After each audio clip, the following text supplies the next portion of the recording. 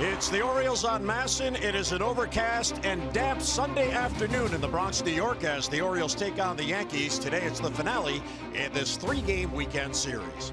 And hi, everyone. I'm Jim Hunter. Thanks so much for joining us. And for the Orioles in 2018, 8 games remain.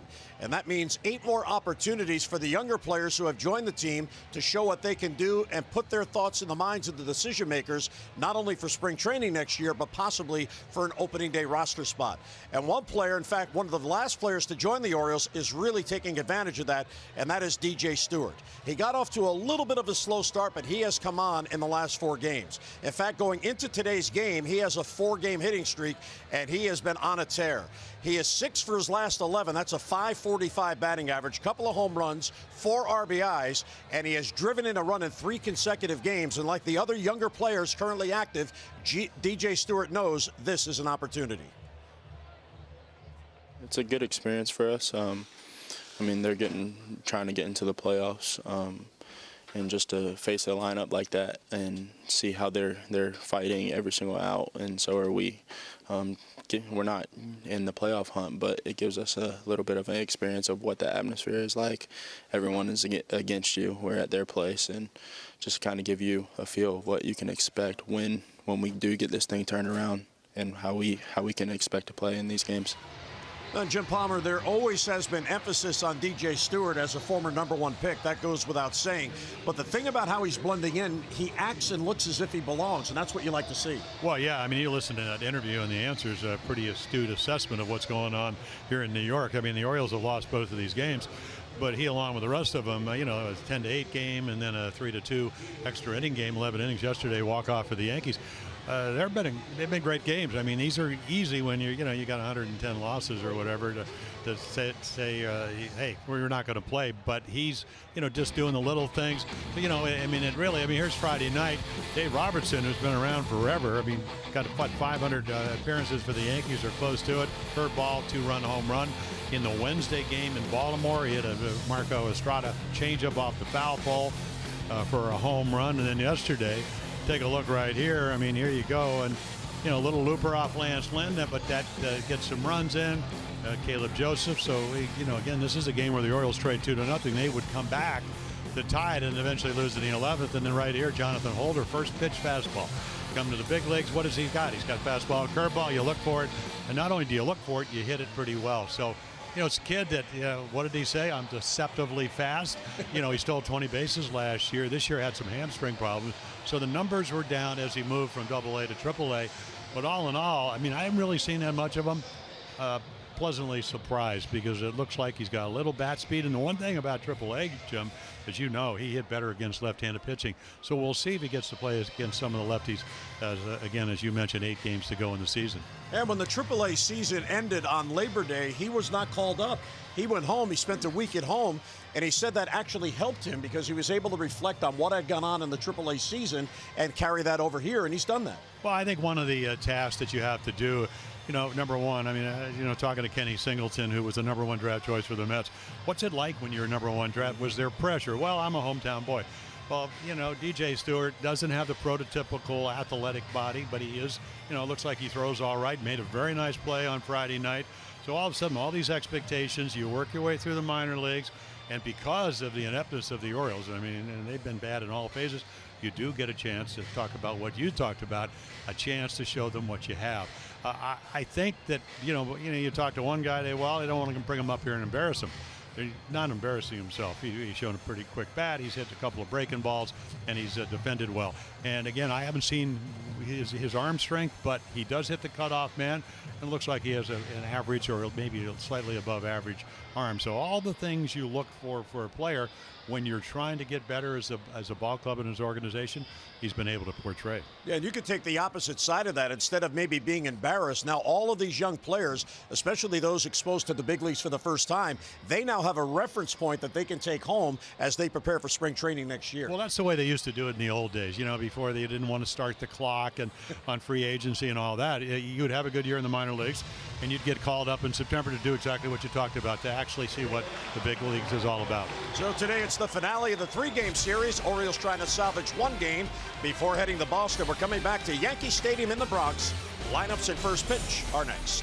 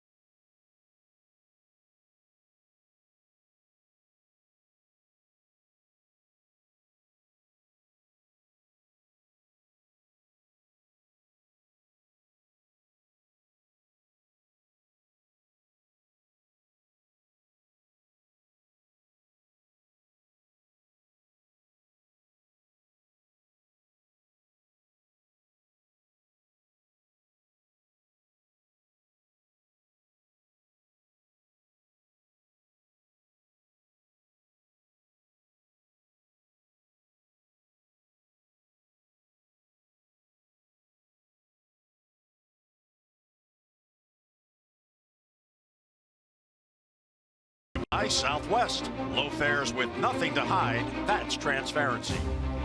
And by Security Plus Federal Credit Union. Buy with pride with Maryland flag design debit or credit card exclusively from Security Plus.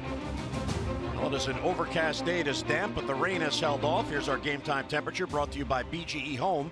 We know more, we do more. 63 degrees, slight breeze. Humidity still up there at 68%, and we have mostly cloudy skies. So the Orioles closing out this three-game series. Here's the Bird Southwest starting lineup. Low fares with nothing to hide. That's transparency. Mullins, Valera, and Villar up top with Mancini in the cleanup spot today. Beckham will DH. Renato Nunez 2 for 4 the other night with a home run and 2 RBIs. Joey Rickards in left and wins, and John Andreoli gets a start today in right field batting ninth. And Jay Happ, well, fastball pitcher, a little bit like Lance Lynn. Lance throwing about, 77%, so he's right up there about 72%. Boy, what a acquisition for the Yankees. Going for a 17th win. He's already won 16. How about if you're the general manager and you trade for him and he goes 6-0? He's already beaten the Orioles 3 times. And what you like about him, you go back, 2016, Jim won 20 games, only lost 4 for the Jays. He throws the ball downhill, and he comes right after you, and we'll see what kind of strike zone he has this afternoon for him, because that certainly will help. Cedric Mullins has hits in his last 4 games. He's also taken advantage of the opportunity that's being given him. A very important part of the future heading into next year. Well, he's proven he could hit from the other side of the plate. This is going to be the task. And again, just imagine, you got Happ, who he could cut the ball in. You just saw it right there. And again, because he's about 6'4", throws the ball downhill. You're going to see Eovaldi. Of course, he's a right-hander, and he goes right up the ladder. And welcome to Jay Happ. This is what he does so well. He's aggressive. He pitches in the strike zone. He's everything the Yanks want. And then when you get a young hitter, you try to expand the strike zone.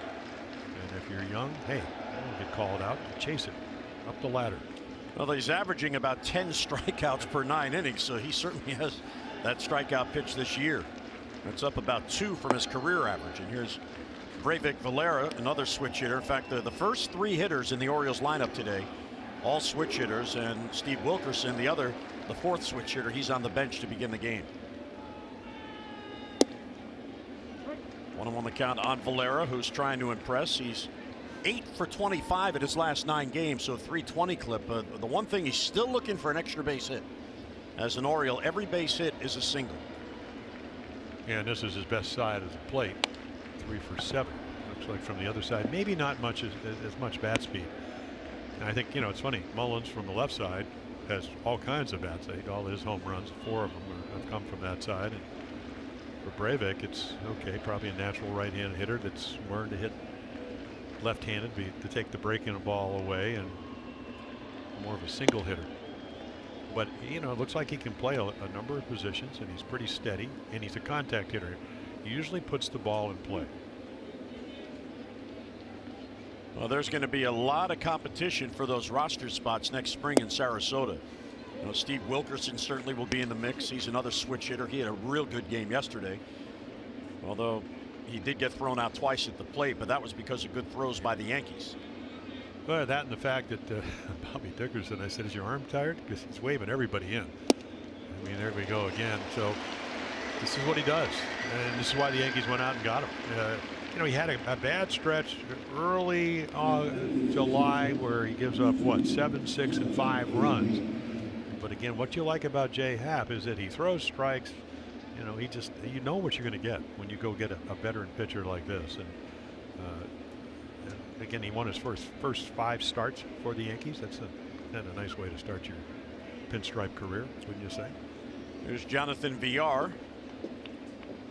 Jonathan has hits in each game in this series, and he's 8 out of his last 25, so he's finishing very strong, and again being given a shot at shortstop today. Well, he's become the Orioles' best player.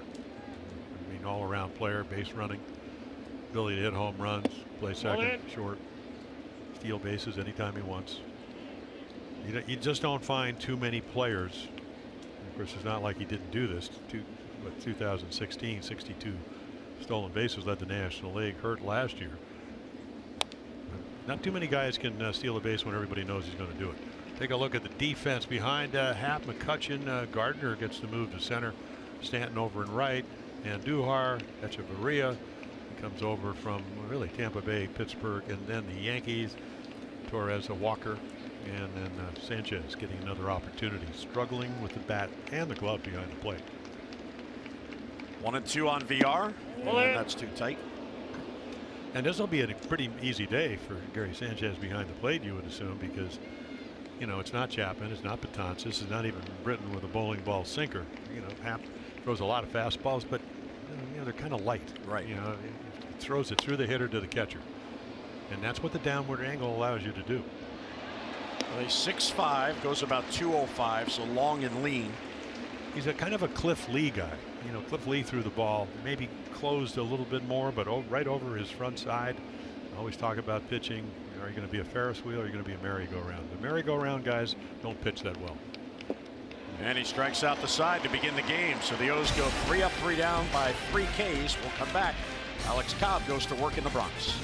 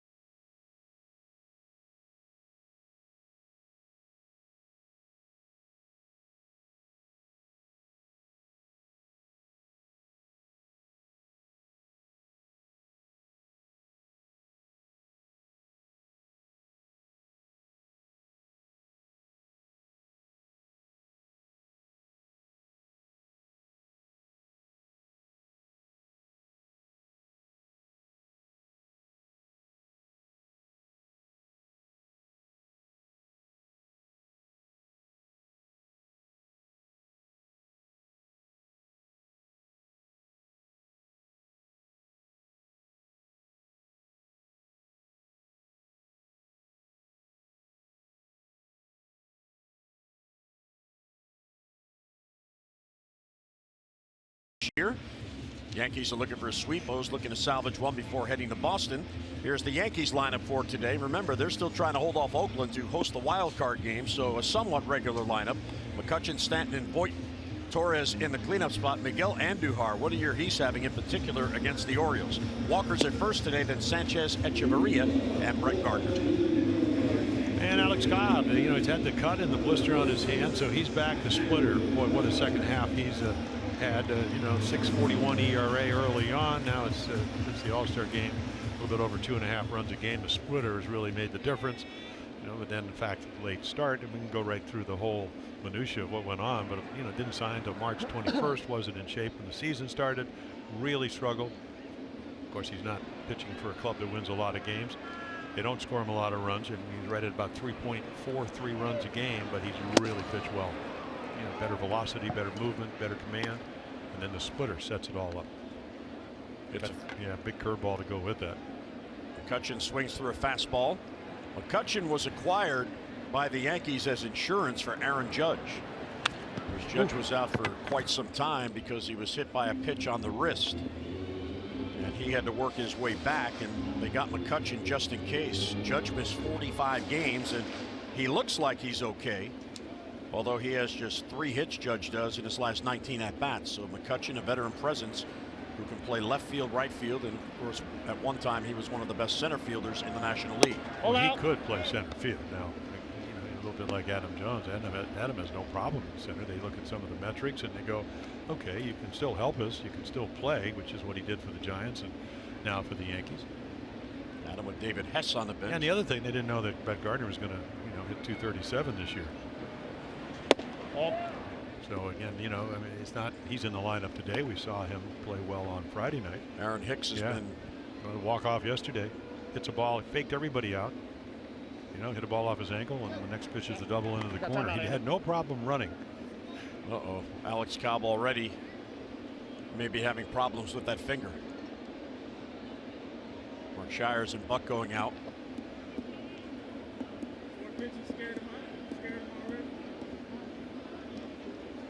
And that's it. He's going to leave. Wow. Well, you warm up. You know, it's a little bit cooler weather. So, you know, again, we're talking about it in Buck Showalter's office. The balls are a little different. I mean, not that they're any different now than they were in April.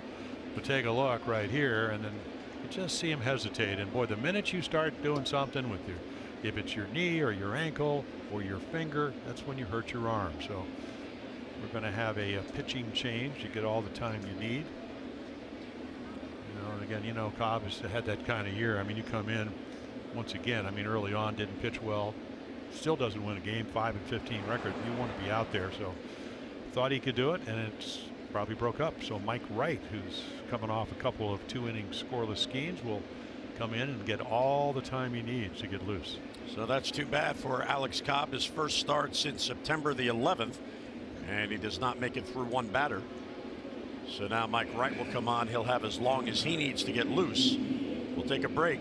No score. Yankees batting in the bottom of the first.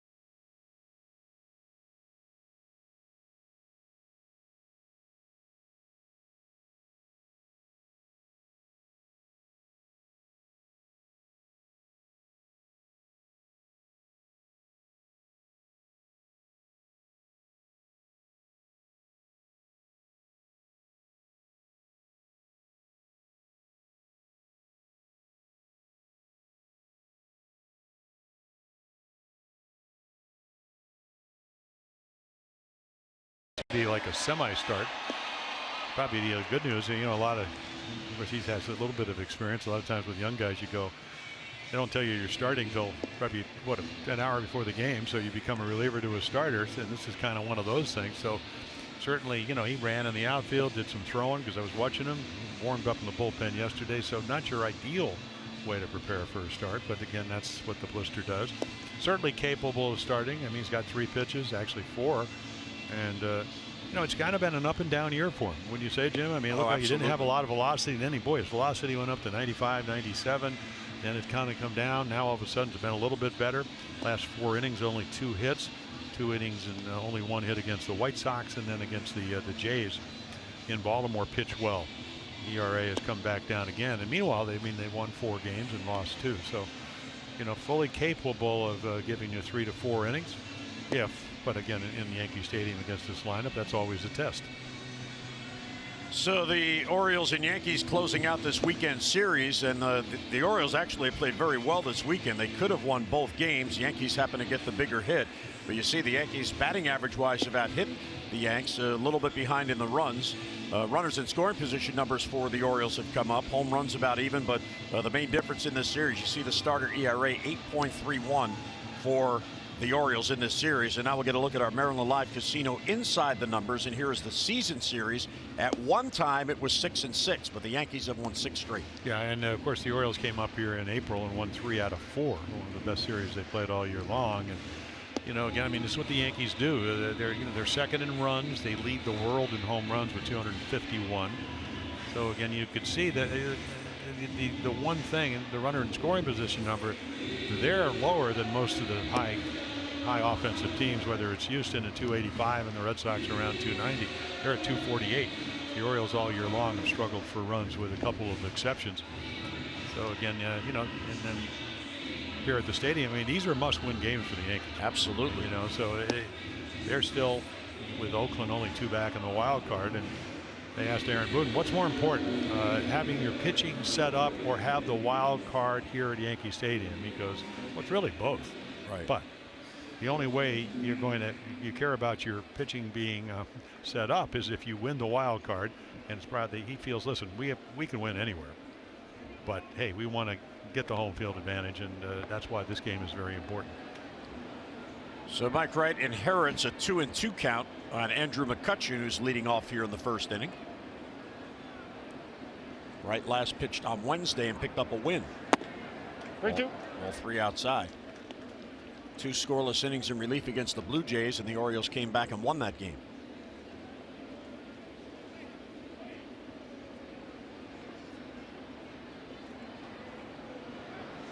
Ball 4.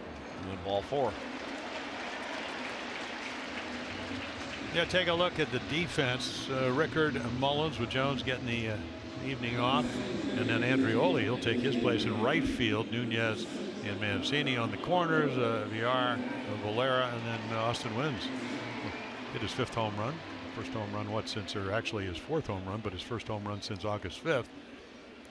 The other night, I mean, he screamed it down the left field line here, and then great tag play. So very good defense behind the plate. So Stanton did not look.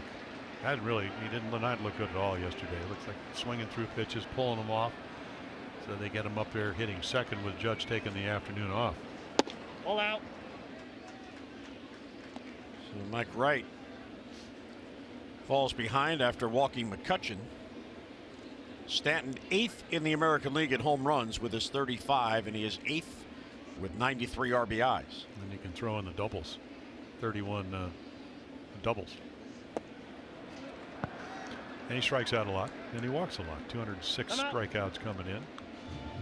Well, the Yankees, they lead the American League in drawing walks, and talking to Scott Coolball yesterday about the Orioles being the opposite of that. The Orioles have walked the fewest times, and it really does help create rallies because the more men on base, you have the anxiety on the pitcher, and then if you happen to hit a home run, well, men on base, that leads to big innings. Hey. Here's our StatCast AI powered by AWS, and you see how the Orioles are defending Stanton with Valera on the second base side, but he shades up the middle. Yeah, you just hope that you can strike him out or get him to hit the ball softly, and he strikes out a lot, but he doesn't hit the ball softly very often when he makes contact. Chopper foul. And I think if you're Mike Wright, and of course you've been rushed in the starting situation, if you watch yesterday's game from the bullpen, you saw that David Hess did a great job, got out of a jam in the 5th inning. A couple of guys on first and second, struck him out, or actually got a little roller, and then he struck him out in the 5th, struck him with a little roller early on, the same pitch, sliders down and away. So when you're not seeing the ball and you pull off a little bit, David, who gave up the early home runs and then pitched very well, gave the Orioles a chance to win here. 3-2. Almost looked like a changeup, but it was a sinker at 94. Ball went straight down. Yeah, well, David Hess yesterday, those 2 home runs, both solos, so he was able to prevent the Yankees from getting men on base, even though he eventually would walk 4 in his 5 innings. None of those walks scored against David Hess. And the 3-2 is bounce foul. Yeah, we were looking at all the numbers coming in. You know, he gave up about 45% of his runs, talking about David Hess, via the home run ball. The Yankees get 51% of their runs via the home run. But the one number in his resume was the Yankees at 248, or actually 249 yesterday, runner in scoring position. 225 for David. So when he did get in trouble with the walks yesterday, was able to pitch out of harm's way. It's not always easy in this ballpark. You got to be able to command the ball, and you got to be able to stay out of the middle of the plate. And you got to be able to trick them. where they don't know what's coming, or at least they don't think they know what's coming.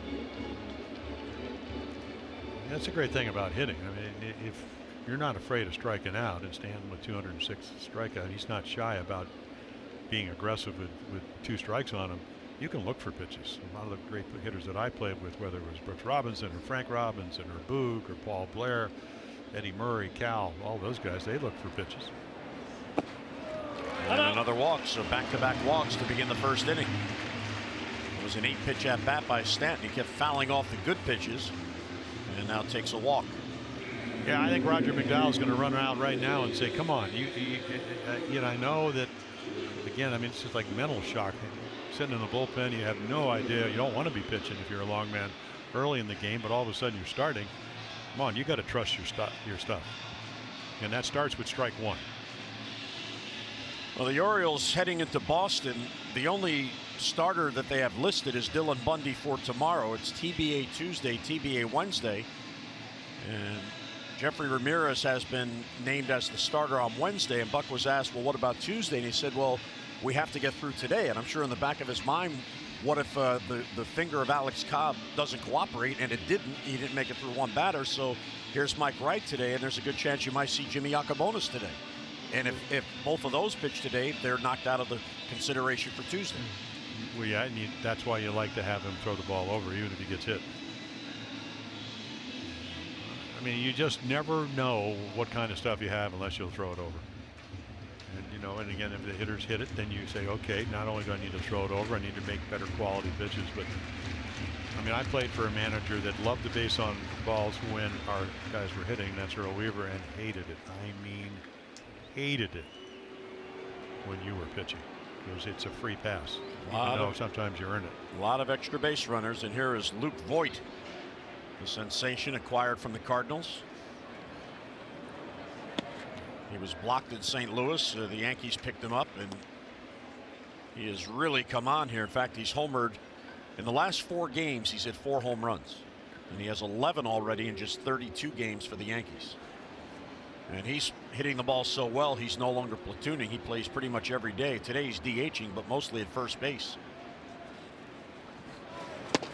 Oh, wow. And he missed that pitch right down the middle. Ooh. Yeah, Scott Barry doing the home plate umpire, he just missed that pitch. And when you're not commanding the ball, that's a huge. The fact that now you're 2-0, I mean, he's going to look for a fastball. We get a hanging slider for a 2-run single on Friday. Fastball in the middle of the plate, hit it over the off the top of the Toyota sign over the bullpen in right center. This kid's got tremendous power. He is a Missouri native and played for one of the Missouri teams, the Cardinals. Back on the corner, 2-1.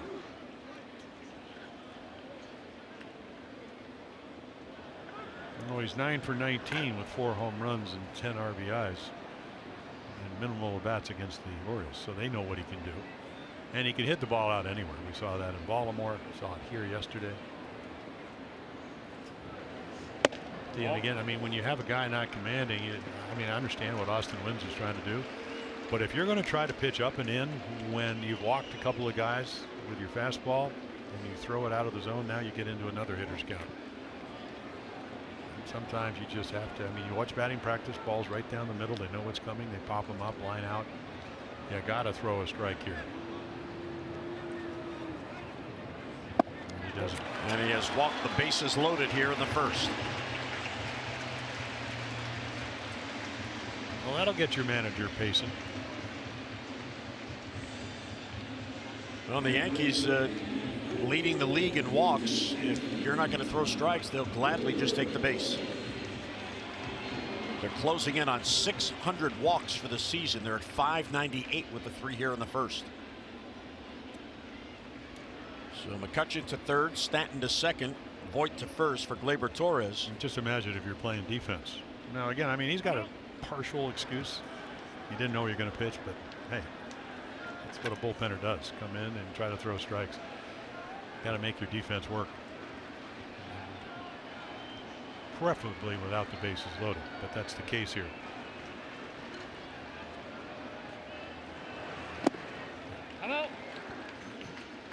Still no movement in the Oriole bullpen.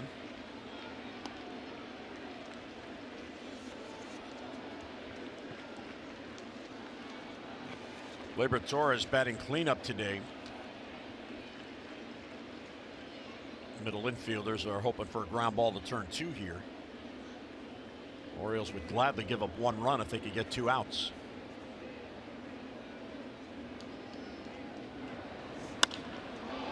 Right field. That's playable for Andrioli. McCutcheon will tag. He comes towards the plate. Throw goes towards third, and it's cut off by Valera. So there's a sac fly and an RBI. Wright finally gets an out. 1-0 New York. Well, that's what you do. I mean, that ball's right down the middle, and you get an out. And again, you know, it's not that Mike Wright's trying to walk anybody. I'm not sitting up here because I've been in these situations. You're trying as much as you want. Good pitch, down and in. They get a run. They would have liked to have more. So one of the 3 walks here in the first scores. Yeah, they are, you know, that's saying, hey, walks will kill you. Well, they will, but it's really what happens after the walks. It really kills you. Now you throw a double play ball here, and that's not easy against Andujar because he seems to hit the ball wherever you pitch. You know, you hang a slider, he'll pull it. You throw him a fastball away, he'll go the other way, which is why he's hitting .297 in his first year in the big leagues. 50 multi-hit games for Andujar. So runners on the corners with 1 down. Lined, and that's a base hit to center field. So here's Stanton to score, and it's 2-0. Yeah, I mean, you know, hitters, the good hitters, they take what you give them. You throw one down the middle, he stays inside it. I mean, that was not, I'm going to hit one out of here. That was just, I'm going to use the middle of the field. Look at this. Boom. What a stroke.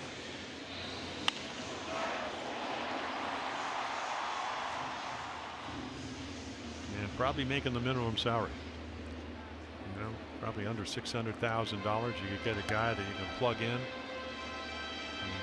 He's what, 23? Torres is 21. The youthful exuberance of the Yankees. Well, they are hoping to have that wild card game here, so they have a sellout crowd and their fans behind them. Ball 1 to Neil Walker, the first left-handed batter here in the first inning. Watching the Oakland game last night back at the hotel, and they had yet another walk-off win. And the fans are turning out in Oakland, and they are vocal.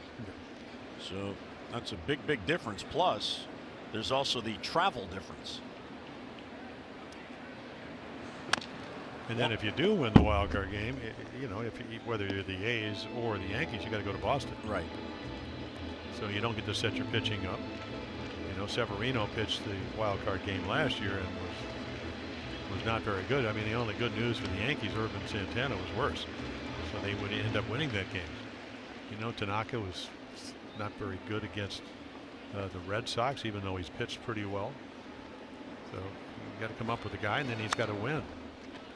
You know, Walker got the big 3-run home run on Wednesday night against the Red Sox. So he hasn't really got to play a lot, but when he does, he's a much better hitter from this side of the plate. With 9 of his 10 home runs hitting left-handed. Played third base on Friday night, so he can play all over the place. Second base, first base, like he's playing this afternoon. Right ahead of him, 1 and 2. Now the Yankees and the Athletics both will conclude the season with a week-long road trip. The Yankees after today go to Tampa. They have a 4-game series there, and then Aaron Boone and his club go to Boston next weekend for 3. The Athletics after their home game today against Minnesota go to Seattle for 3. Then they go to Anaheim, and the Athletics actually have a day off on Thursday and then close it out with 3 against the Angels next weekend. So one of these teams, the road team in the wild card, will have a 3,000-mile trip after their game next Sunday. Yeah, I think it'll be very interesting because it's going to go down to the wire as far as where this wild card game is going to be played. You know, Tampa, they play everybody even better at home. They got 4 games like you mentioned. Then you got the Red Sox. What kind of lineup is Alex Cora going to play against the Yankees if it means something? You know, Bob Melvin's probably going to text him who to play, but he'll play whoever he thinks is going to help him get ready for the playoffs. Foul back to stay alive. So here's the postseason picture. Red Sox have clinched the East. Indians have clinched the Central. Oakland still has sights on the Astros, but 3.5 back is about to enter the final week. Tampa Bay is 7.5 games back of Oakland. The Yankees are already in. They clinched officially yesterday when Tampa Bay lost at Toronto. So the Athletics, they're trying to, at minimum, get the home game in the wild card, or if they can, catch the Astros. Another 3-2 pitch here to Neil Walker. And foul tip held by Austin Wynns. Nicely done. Yeah, good pitch. You know, nice little 95 2-seamer. Runs out of the middle of the plate right to the corner. See Walker trying to track it, but again, movement and velocity. Nice way to pitch. Big strikeout. If you're going to give up 2, okay, it's only 2. You can see the side to side 2-seam movement on that fastball. As they say in today's parlance, good spin rate. Ooh. How was your spin rate? Well, we were talking about that on the bus today, Jim. Dylan Bundy, who what, 38 home runs. He goes, I said my spin rate was a little bit like you. I spun it into the seats. He goes. Sanchez softly hit. That's going to fall for a base hit. Luke Voigt will score. Heading to third is Andujar, and it's a 3-run first inning for New York. So Sanchez, like Andujar, jumping on the first pitch. Boy, I want to talk about what it was 0 for 19, his last 19. You know, swinging at pitchers' pitches. That's a low and away slider. Finally goes back up the middle. Take a look. There's the target. I mean, not a bad pitch, but it's a good approach at the plate. This guy's a home run hitter. They're giving him a chance to play because of the upside. It's as simple as that. He's not a very good defensive catcher, but they love his bat when he has confidence. Maybe that'll get him going. Certainly did here in the first. Gives him another run. In the 17 games since he's come off the disabled list, he was batting just 155. So Sanchez picks up his 48th RBI, 3-0. The 3 walks to begin the inning have all scored. And here's Adeiny Echeverria, the number 8 batter.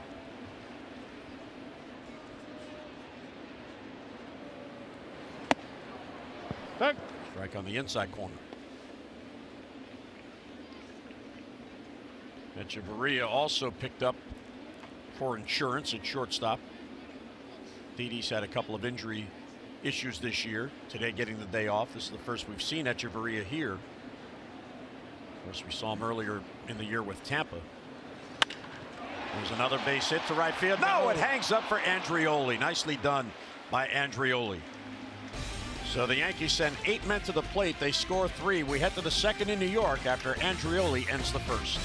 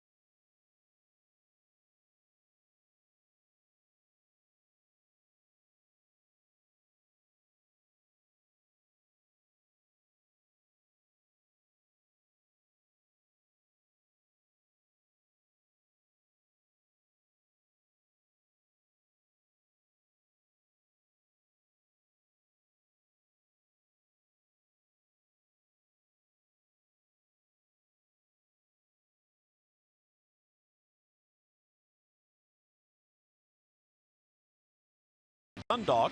Audrey has won $500 for being selected and will win $500 more for every Orioles home run hit in the game today. We say good luck to Audrey. Well, rough first inning for Mike Wright as he came off the bench. Not with the right hand. Come on, please. So I got to the big leagues right here in New York.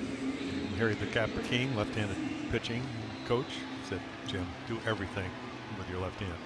Because I did everything with my right hand. So if you want to hit the bench, when you hit the phone, whatever, at least break your opposite hand. You just don't want to be doing those things. Here's Doesn't do anything. Trey Mancini against Happ, who now has a 3-0 lead. Beckham and Nunez will follow.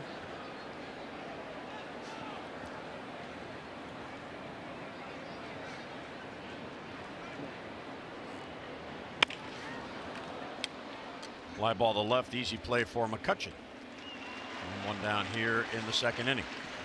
Well, don't forget, on Friday, the Orioles will kick off Fan Appreciation Weekend against the Astros, and the first 20,000 fans 15 and over will receive an Orioles coaster set. The tickets are available for as low as $15 online at Orioles.com. And of course, in those final 4 games, the kids still can cheer free. You can bring 2 children 9 years old or under with 1 adult ticket. So take advantage of next weekend. 4 home games remain. And a bunch of goodies there getting passed out too. I think what, hoodies, Vests, sacks, all kinds of stuff. Coasters. Coasters. I love that group. They were pretty good. It's from your era. No, well, kind of before my era, but still pretty good. Beckham is DHing today. 1-1 the count on him. He hasn't been getting everyday at bats, but he plays quite a bit. Cooled off a little bit. He's 3 for his last 19. They got a hit off CC on Friday night. Nice little line drive right where Torres, the second baseman, is playing. They played him over to pull, and he hit it kind of right center. Kind of what the Yankees did last inning. I mean, look at all those base hits up the middle. You know, the team with the most home runs, 251 on the 6th highest. Whatever, right? Yeah, that's a lot of home runs. Trying to catch the Orioles, who've hit more on 2 occasions. Beckham, the left field. He got a lot of it. That ball is back, and that ball is gone. It's into the Oriole bullpen. So the O's get on the board. It's a 3-1 game. I'm watching Andrew McCutchen, and you can always, you know, when you're pitching, you turn around if you can hurt your neck sometimes because you throw the ball so far, but you turn around and you go, is that going to stay in here? Well, McCutchen, I mean, he took about 2 steps and just stopped. That ball flew out of here. Well over 400 feet from home plate. Yeah, the wind, I mean, the wind again, you know, Friday night it was blowing from right field to left field and growing kind of across, but of course this is such a high stadium in the bowl. I don't think the wind really affects the ball much. That ball just carried and carried and carried. So there you go, home run number 11. Take a look. I mean, you almost kind of know what's coming. I mean, you just don't know where it's going to be because Happ threw what, 1 changeup in the first inning when he struck out the side. So the Orioles, they pick up a run. Hit 3 home runs on Friday night. Just that the Yankees hit a 2-run home run, a 3-run home run. The Orioles got a 2-runner from Stewart, so all of a sudden, 2-run game. 0-2 on Renato. There's a bouncer to short for Echeverria. And 2 down here in the Orioles' second inning. Oh, PNC inside the numbers. How about home runs by ballparks? These are combined home runs hit at Yankee Stadium this year, more than any other ballpark in the major leagues. Globe Life Park in Texas, the ball flies there. Great American in Cincinnati really flies there. And then, of course, Camden Yards and Rogers Center. So the one indoor ballpark, of course, a retractable roof. At times, the roof is open. Yep. Bombs away. And whether you talk to pitchers or hitters up there in Toronto, you still get differing opinions. Does the ball carry better with the roof closed or open? Probably depends on what kind of stuff you have that day, what kind of pitches you're making. It's all on the pitcher. Well, the ball's more lively. I mean, that's just no doubt about it. Actually, didn't Major League Baseball buy Rawlings, I think, who actually makes the baseballs? Used to be when I played. Actually, Chicopee, Massachusetts, and then it went to Haiti, then it went to Costa Rica, then it went to El Salvador, but I think 2.5 years ago. That's kind of where they're manufactured. 1-2 on Joey Rickard. Yeah, the first time when they went from horsehide to cowhide, which is more prevalent, there's more cows than horses apparently. The ball was it was being made in Haiti, and it was almost oblong, except the ball's made in Chicopee, Massachusetts. They were like little pearls that year. Huh. And back then the balls were actually Spalding and Rawlings, I think, were kind of together. And I worked for Spalding because they gave me a glove and a pair of shoes and $25. That was my signing bonus. So they said, stop talking about the balls being oblong. And I said, well, they are. You know, you got to toss them back to you get one that's semi-round the first year when they started doing the balls in Haiti. And then the parameters on the quality of the ball got better. And I took less heat from Chicopee, Massachusetts, where Spalding was. And nice little cover the outside corner by Joey Rickard on that changeup.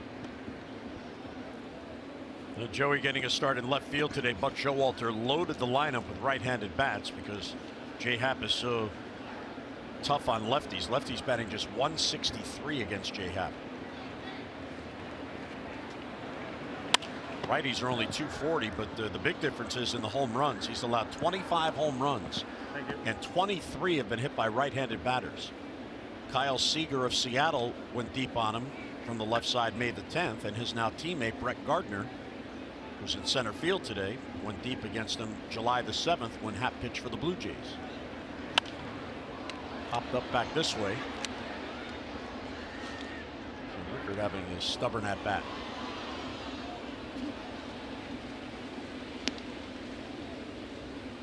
Jay Happ, 35 years old. He's from Peru, Illinois.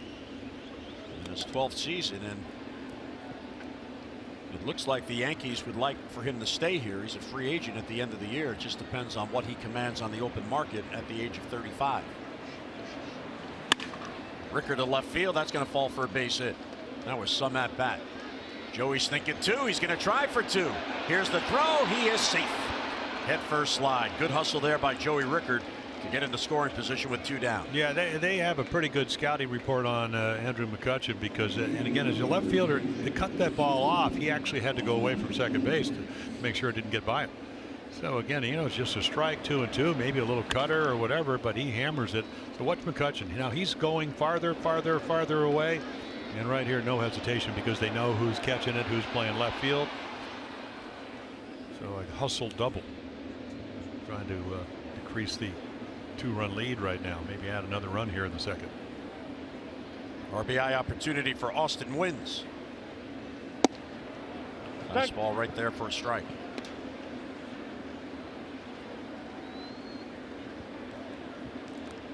Austin at 245. He has 6 hits in the month of September. 200 hitter in these situations with runner in scoring position. Oh.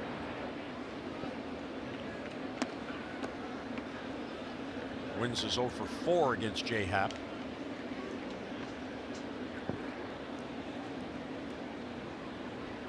So Joey Rickard, good speed and good hustle there. Base hit makes it a 1-run game.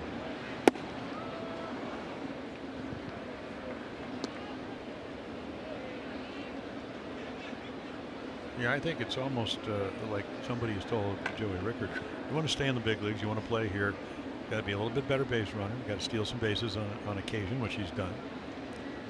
It's tough when you're a utility guy and you don't play every day. You got to figure out how to get that job done. He's done a nice job of that. There's a good changeup right there. 2-2 on Austin Wins. Yeah, you just don't see the ball off Jay Happ. You know, you mentioned it being 6'5", but he's already closed. You can just see, I mean, you're pretty much just seeing 34. And then all of a sudden, I mean, he hides the ball. It gives you a vast advantage. When you're 6'5", you throw downhill, and they don't pick the ball up.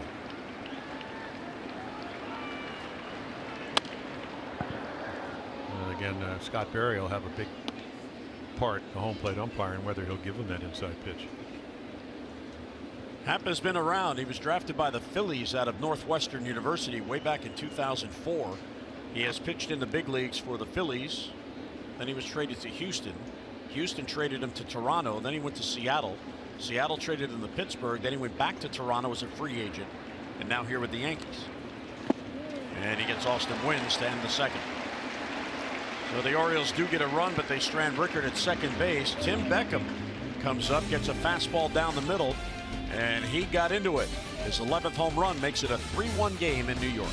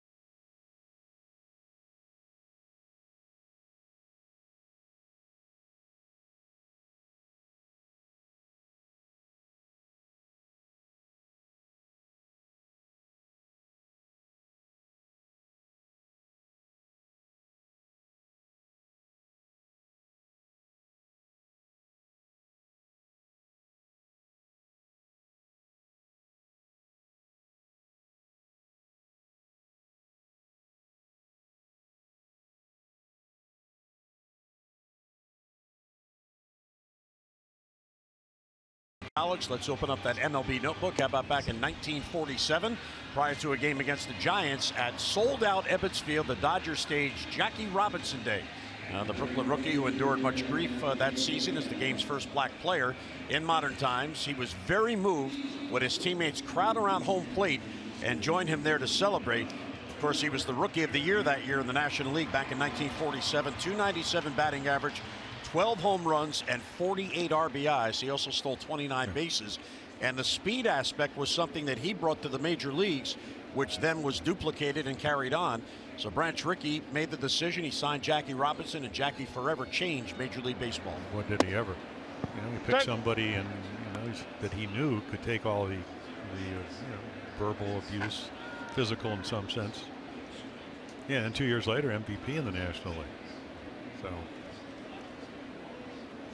never got to meet him. That's one of the big regrets. Because again, if you played in that era, and let's talk about, I went to Thomasville, Georgia, and we had African American Hawaiians try to go get haircuts in spring training, and you'd have to go to a different part of town and all that. First time, Kansas City in 1965. There were not a lot of African Americans stay at the hotel in Missouri. We had to stay in Kansas City. The team would not have some guys in one hotel, so we all went across the river to Kansas. So, and of course, if you come born here in New York, but if you come from the West, you just weren't used to that. Right. But that's what players had to endure, whether you were African American or you were Hispanic. You read Clemente's biography. They went through the same things. Of course, the Dodgers didn't sign Roberto, and he ended up going with the Pirates and ended up in the Hall of Fame, one of the great players of all time.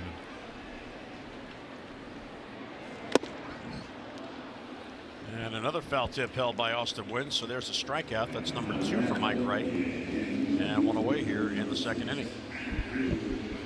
Well, the Orioles are inviting all fans 21 and over to enjoy an Oktoberfest celebration when the Orioles host the first Ostoberfest at Oriole Park.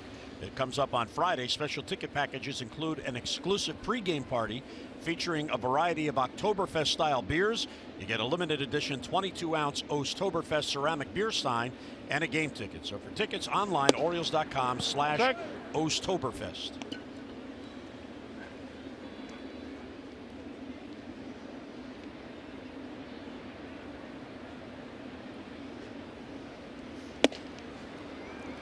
Right. Yeah, total different guy. I mean, it started with the Gardner strikeout, a little cutter, 92 miles per hour. It just didn't look like he was ready to pitch last inning. And you get all the pitches, but how often are you asked to come out and warm up on the mound? Let's go back to the strikeout of Gardner, the foul tip held by Wins. Well, look at the movement on this pitch. So there's your cutter. Just cuts a little bit more pressure on the, the middle finger. So you stay on the right side of the ball. Looks like a fastball, a little more movement. Past the mound, but there's Valera back of the bag. He'll get McCutchen for the second out. Well, what you talked about last inning is the Orioles need Mike Wright to pitch into the 5th, 6th inning. Certainly capable of doing that. Hasn't really done that on occasion, but in recent history, but he knows how to do it. And he hasn't worked since Wednesday, so he's rested. Here's Giancarlo Stanton. First ball swinging. It's fading foul and back in the crowd down the line. Another nice crowd here in New York. They're drawing very well. What, 43? They're averaging 43,000.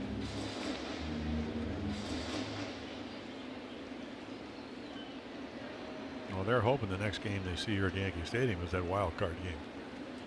And you're right about the noise factor. Oh.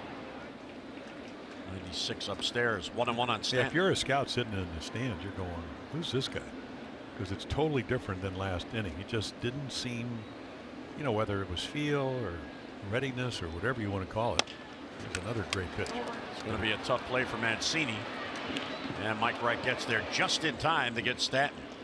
So Mike Wright, after a laborious first inning, comes back, retires the Yankees 3 up, 3 down in the second.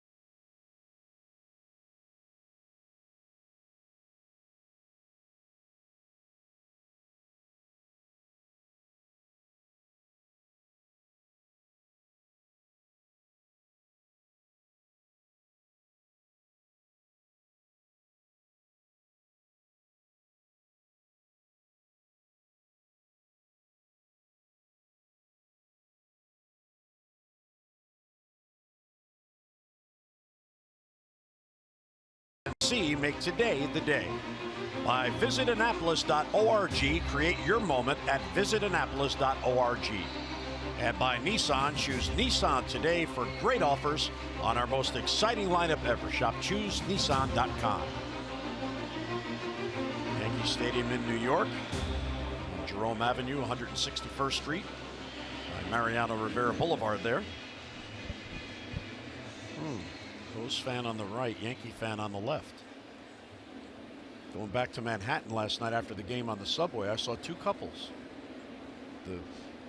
That's all? Only 2? Well, no, you didn't let me finish. The boyfriend was the Oriole fan, and the girlfriend was the Yankee fan.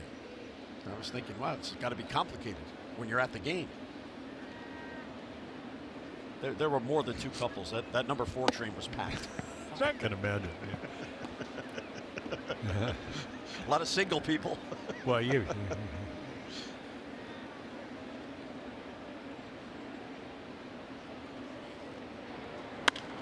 Andrioli pops it foul. Mullins and Valera will follow.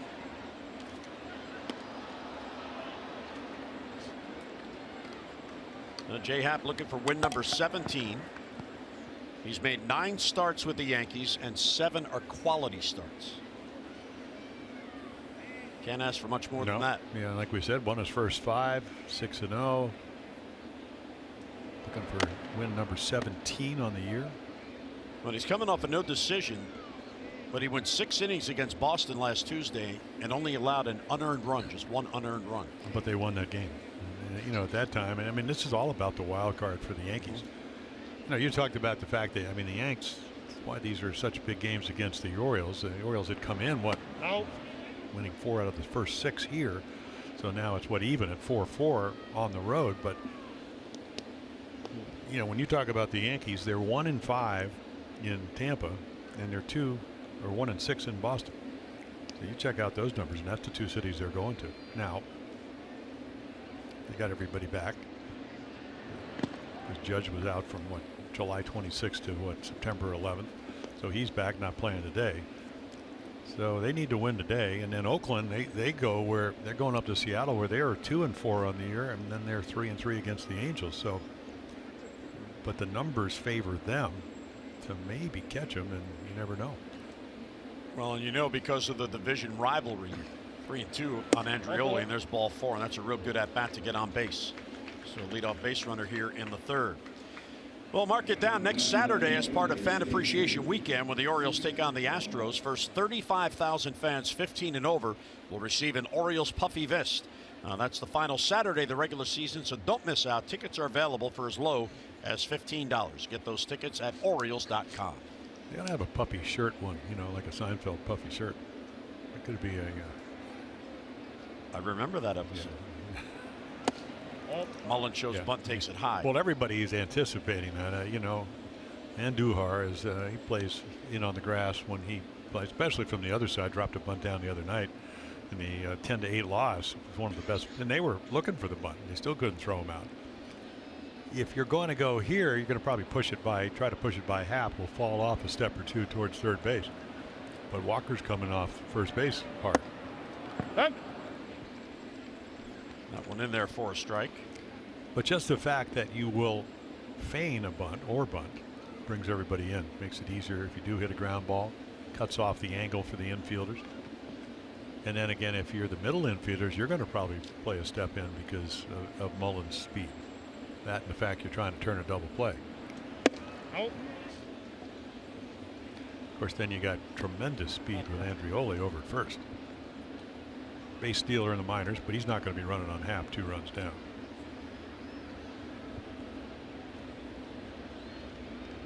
I'm surprised to see there's actually been 8 attempts against Happ, and 6 have been successful stealing the base. Well, a lot of times on a lefty, you just go on the first move. And if you go on the first move, it's just you're hoping he doesn't throw over. That's why Scotty McGregor taught Mike Flanagan, and of course Scotty had this move where if they're going on the first move, if you start your hands instead of your hands and your legs simultaneously, sometimes they'll go on that first move. You just throw over, you pick them off. You don't have to do it all the time. You just have to. They have to know that you'll do that. And a lot of Mike Flanagan, when he was a pitching coach, taught Doug Johns that in one spring training. Those are little nuances that veteran pitchers can, help some of the young guys. Just makes them better. It wasn't a very good move. Andreoli picked it up. I think Wade Kirby said to John Lipka, the umpire, didn't he just balk? Well, if your foot goes, if that right foot goes behind the pitching rubber, you have to go home. Otherwise, it is a balk. And then the other part of the balk is, did you step to first base? If you just kind of slide step and step halfway and throw to first, it's a balk. So again, they're just the rule being that you're not supposed to be able to deceive the runner.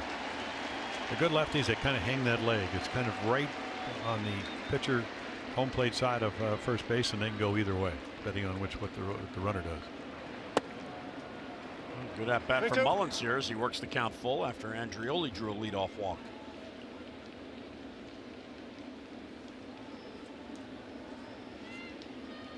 Buck Showalter put Andreoli in motion.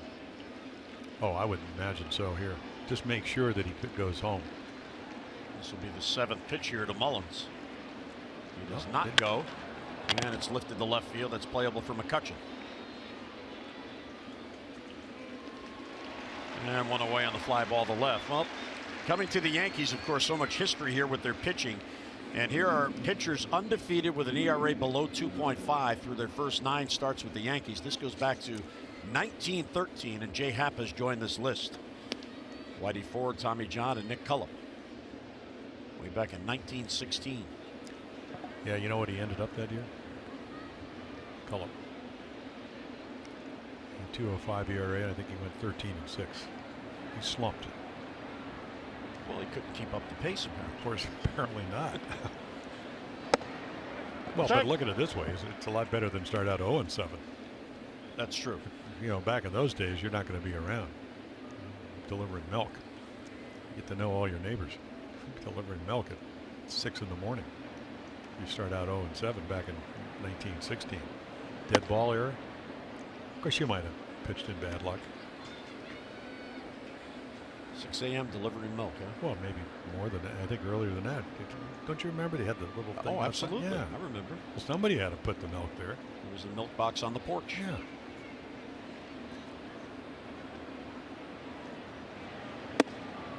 A lot of movement on that pitch. Well, and again, the location up and in. You know, the modern swing, I don't think Valera's in this thing. You know, there's a little bit of an uppercut. He's more of a chop down or whatever, but it's just hard to get to that high fastball.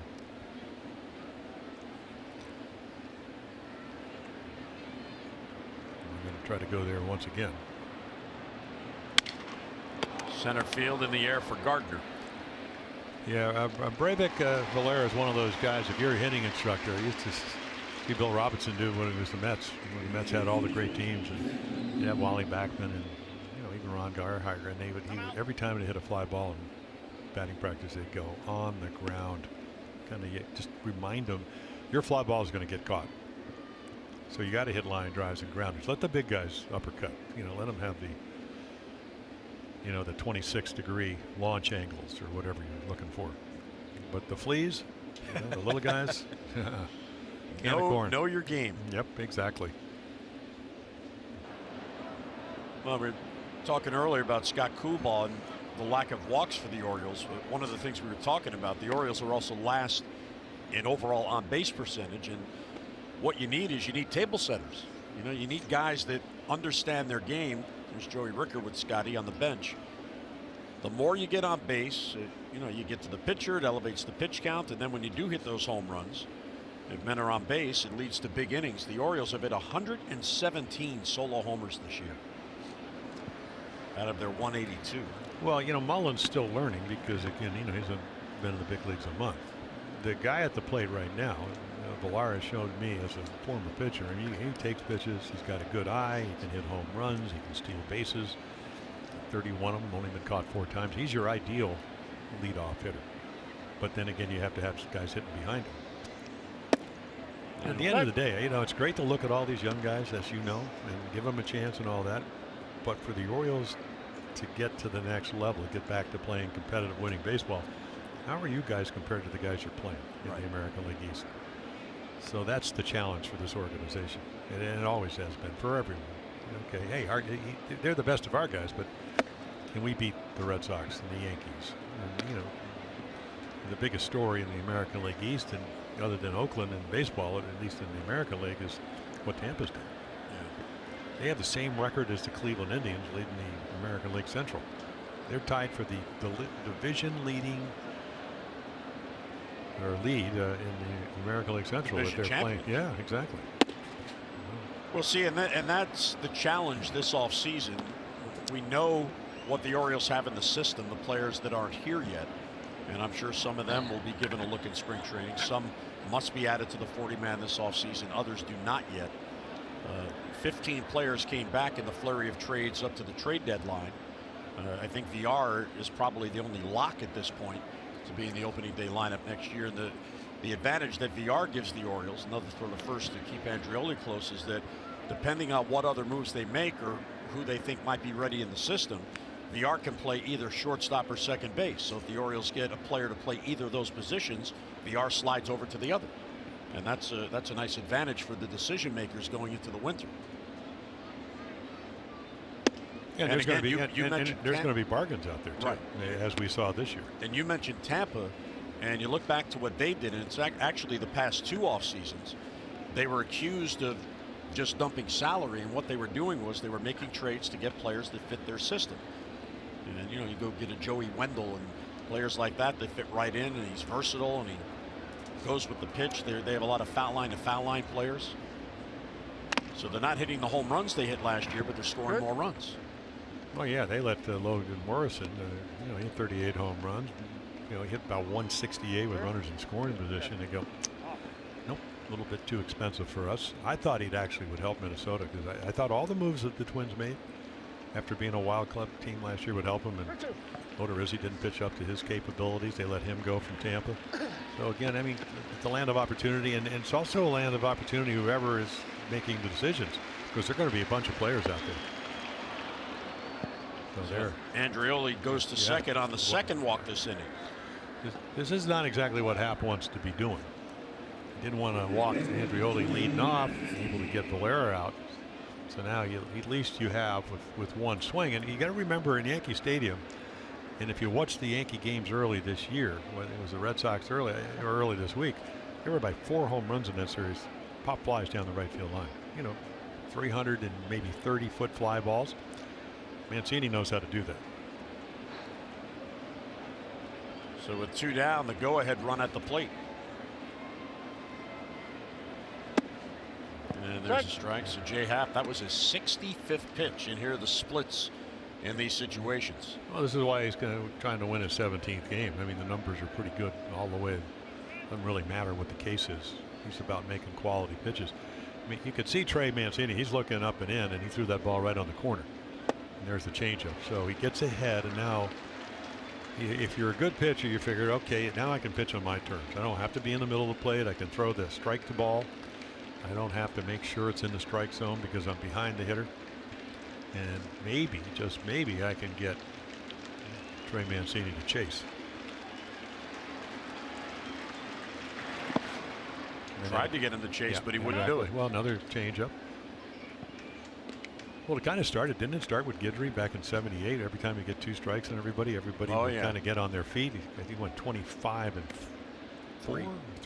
I gave him an extra loss. 25 and 3 that year. That's a fairly good year. That'll work. That was some slider. And Mancini down on strikes on the high fastball. So the Orioles threaten and do not score. They strand 2. Mid-third in New York. Mike Wright back to work.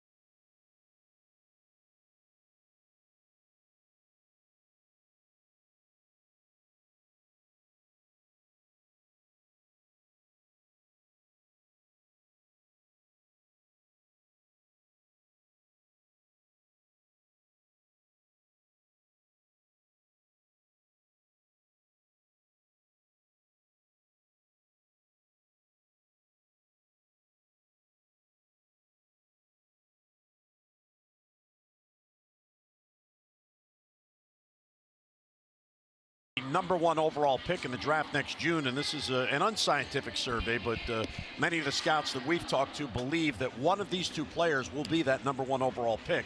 Bobby Wood Jr., the shortstop out of Colleyville High School in Texas, of course Bobby Wood's son. And how about that scouting report? That's describing a Hall of Famer. Arm like Machado, runs like Trey Turner, power like Alex Rodriguez, and the impact of Derek Jeter. And then there's Adley Rutschman, who is the switch hitting catcher from Oregon State. They won the College World Series this year. Good leadership skills, very good catch and throw guy with a plus arm. He's improving as a left-handed hitter. And anytime you catch a College World Series pitching staff, Jim, you're onto something. So the Orioles now officially will have that #1 pick, and Gary Research and his staff will be scouring the country to see if there's another player or one of those two that will be #1. It sounds like Matt Wieters. Switch hitting catcher out of college. And I'm sure those names will change too. And I think as a scouting director or organizational outlook, do you want to go high school? Do you want to go college? We're going to go up to Boston. All I do is look at their left fielder. What the #7 player in the draft, back in about 2000, kind of like TJ Stewart, same as TJ Stewart, Benintendi.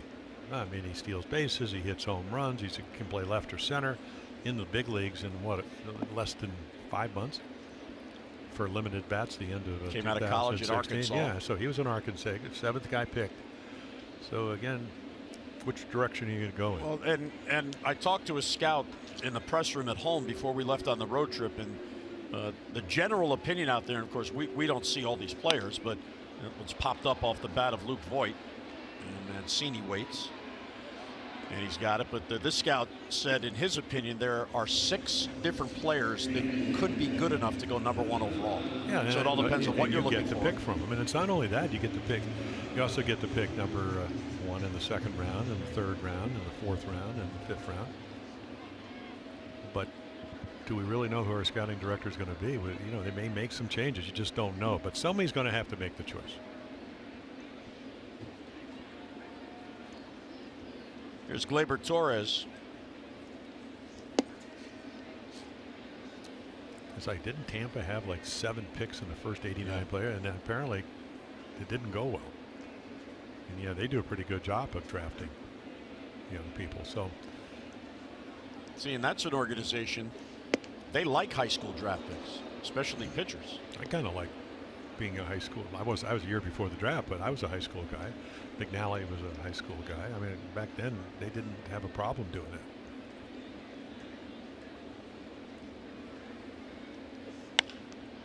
Torres to right. There's that short right field again. And there's Andreoli on the warning track. So he runs it down for the out. And 2 away. And speaking of prospects, here's our PNC minor league insights brought to you by PNC. There's no better time to act than today. PNC make today the day. And unfortunately, Hunter Harvey shut down again. He's going to see doctors in Baltimore tomorrow on that cranky elbow. Yeah, I mean, all kinds of injuries, and I didn't go through. I went through injuries a lot, but not to the extent that he's gone. Watched him throw in spring training, looked like he was healthy, and then all kinds of dodged the ball in the bullpen, hurt his shoulder. Had the Tommy John before, so hopefully it's not a recurrence of that. But just because he's going to the doctor doesn't mean right. Yeah, hopefully that'll be the case. Well, he pitched in only 9 games this year as Andujar rips one to the corner. And he's going to fly to second base as Joey Rickard gets it back in. So Andujar, that is his 43rd double. So that moves him past Hideki Matsui. He was tied for 2nd with Matsui for most doubles as a rookie. Well, he hit one yesterday on the same pitch. I mean, it's just a spinning slider. And again, he just screams it down into the corner, and then he's got good speed. Let's see, Nunez can't catch it, not tall enough. So what did he do? First time up, fastball back up the middle. You speed the bat up with a slider that's probably about 5 miles, 6 miles per hour slower.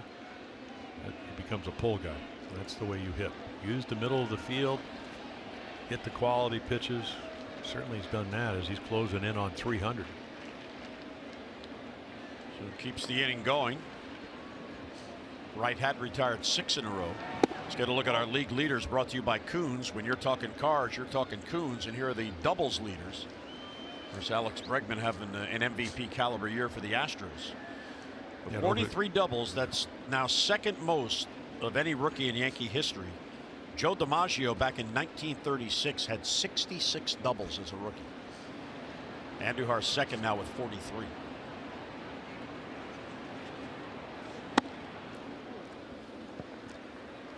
Yeah, that's old Yankee Stadium where it was 461 to center field and 457 to left center. The foul lines were short. I think 301 down the left field line, 296 to right field, 5-foot wall. But an immense ballpark. Of course, this is new Yankee Stadium, and they brought the dimensions in when they redid the old stadium. I think that's 76. Yeah, it used to be 461 to center field in the old stadium. Yeah, and that's where the monuments were. Monument Park actually was inside the ballpark there on the wall, and there's a flagpole out there. I saw Joe Pepitone hit a 461-foot triple. Hit it right off the flagpole, and so they moved it behind the wall, brought the fences in. Yeah, at the time, those monuments on the field, they were the only 3 monuments. Now there's a plethora of monuments out there, along with retired numbers.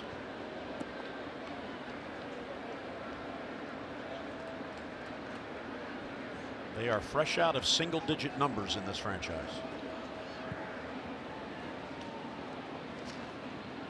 They are all retired. 2-1 on Neil Walker.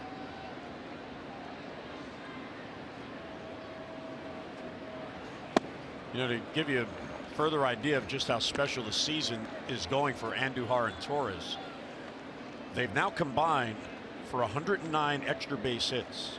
And that is the most combined extra base hits by a pair of rookies in franchise history.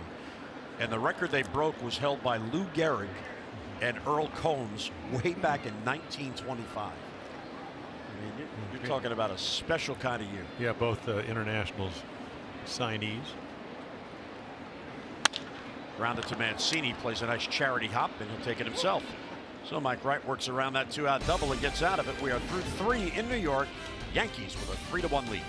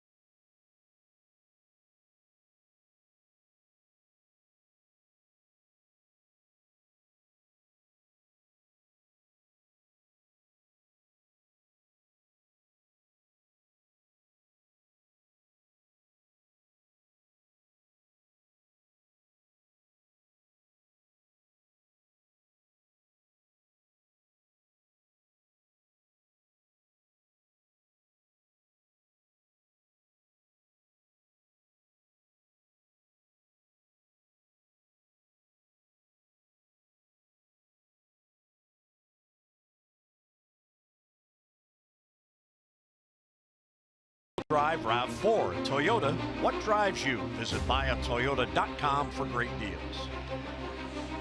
Sunday afternoon, daytime baseball. 3-1 lead for the Yankees. Another big crowd on hand in the Bronx, and Jay Happ back to work after a 28-pitch third inning. He is at 68 pitches to get through 3 innings. But he's got the lead. He's got to figure out how to get through 5. Well, I think he's probably thinking 6, but pitch count will have to do with that with the playoffs coming up.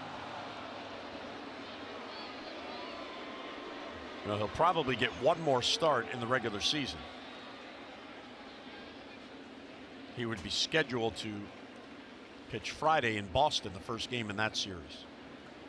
Beckham will lead off. Nunez and Rickard will follow.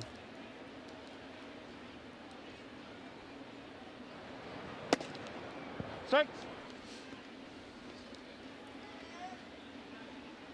Tim with a mammoth home run his first at bat, hit it into the Orioles bullpen, to the back of the bullpen.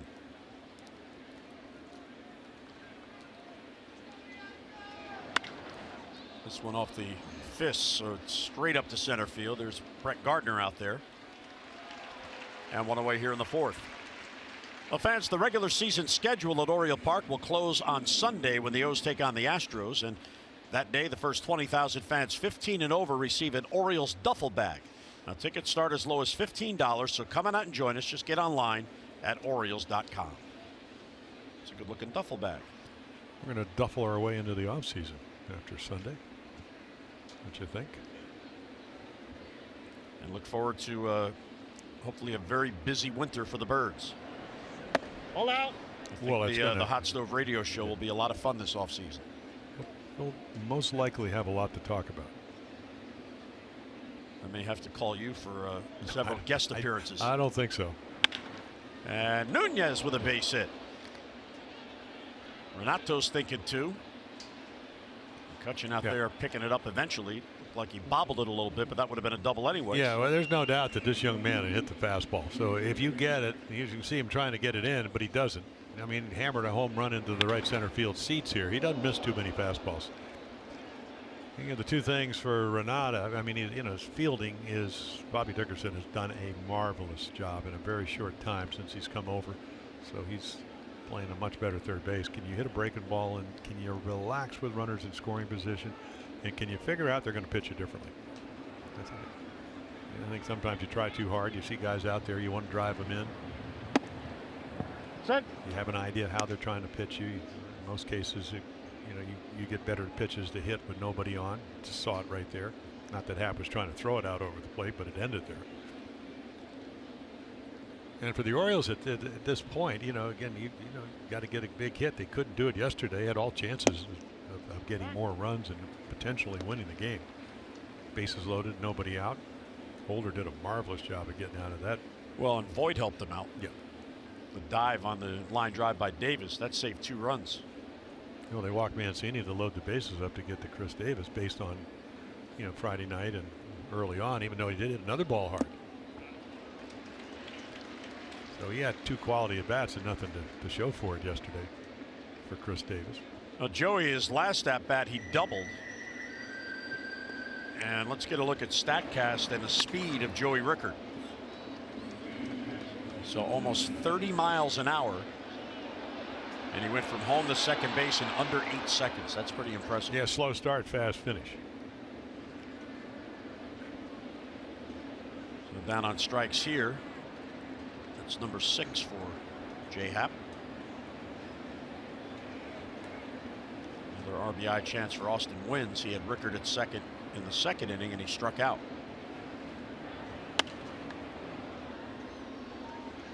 Well, you can see the movement on that fastball, Jim, as Wynns went to barrel that up. He got it on the bad part of the barrel. Well, that's the movement, the cutter. And the cut fastball, because you don't see the spin as much. Hitters are always there.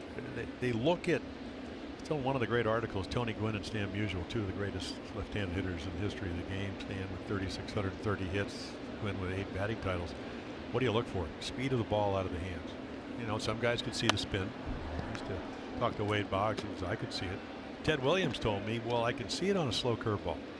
This is one of arguably the greatest hitters ever. The last guy to hit 400. But Gwynn and Musial were saying, I'm trying to find out where the window of the release point is, that little window of picking the ball up, and what's the speed out of your hand. But the cutter looks like a fastball, but it just has a little movement. And you hope that sometimes keeps the hitter from barreling the ball, which is the new term. In other words, hitting it hard somewhere. Barrel it up. Barrel it up. Well, I mean, that's what they launch angle going. Yeah. You got analytics, spin rate. I mean, like a curveball that moves. Novel. Line drive, base hit right field for Austin Wynns. And Nunez will be held, and he goes into a slide. Yeah, Bobby Stanton got to it quickly, and he has a good arm. Yeah, and also, again, what kind of jump do you get? He doesn't have a lot of foot speed. I thought he ran better than this. Nice approach right here. I mean, there's your changeup down and away. So Happ makes a great pitch, but what's your approach? So right there, no. Got 2 guys thrown out at home yesterday. One by Torres on an overthrow by Sanchez, and the other one on a 96.9 mile-per-hour fastball from right field by Aaron Judge. I think Stanton's going, where do I play this guy? Looking at that little scouting report or something in his back pocket. We've seen more and more of that, especially with all the September call-ups. The regulars are not as familiar with the call-ups. Andrioli drew a walk his first at bat. Strike. So can the Orioles get a 2-out base hit and chip further back in this game? Well, they did. Just couldn't score them. That's the Yankee Stadium for you. You know, you play the guys that don't have a lot of power shallow to the off field, and it paid off for the Yanks. And as you enjoy a Miller Lite, look forward to the Hold True moment later in today's game.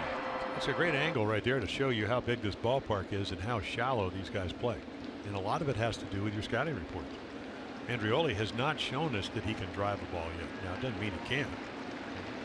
You know, I think, what, career high 14 home runs in the minor league. But if you're Jay Happ, and you're already in the 4th inning with a 3-1 lead, this is the guy you need to get out. Of course, he thought that about Austin Wynns, too. And Austin made a nice swing on a changeup down and away and served it into right. And for Andrioli, he has 12 hits this year and 11 are singles. Yeah, been working on trying to, you know, he kind of gets out on his front foot, so that's where you lose the power. It's not about strength. Great take there on a good changeup. I don't know how he took that pitch, but he certainly recognized it. You know, Terry Crowley, I mean, one of the, you know, the great hitting instructors, great pinch hitters, used to always say it's not easy to do, but hey, bat is A, ball's B. How do I get the barrel of the bat A to B? And can, you know, is it short? Is it powerful? Can I cover the strike zone? Can I discern the difference between a ball and a strike, like he did there and he did on the changeup the pitch before?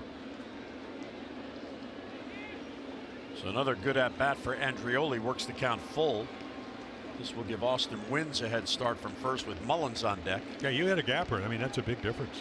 You could tie this game up on a you know, a double, or probably not a long single with catcher speed at first.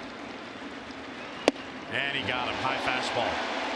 So Andrioli down on strike. 7 strikeouts for Jay Happ through 4 innings in New York. He gets Andrioli to end the 4th.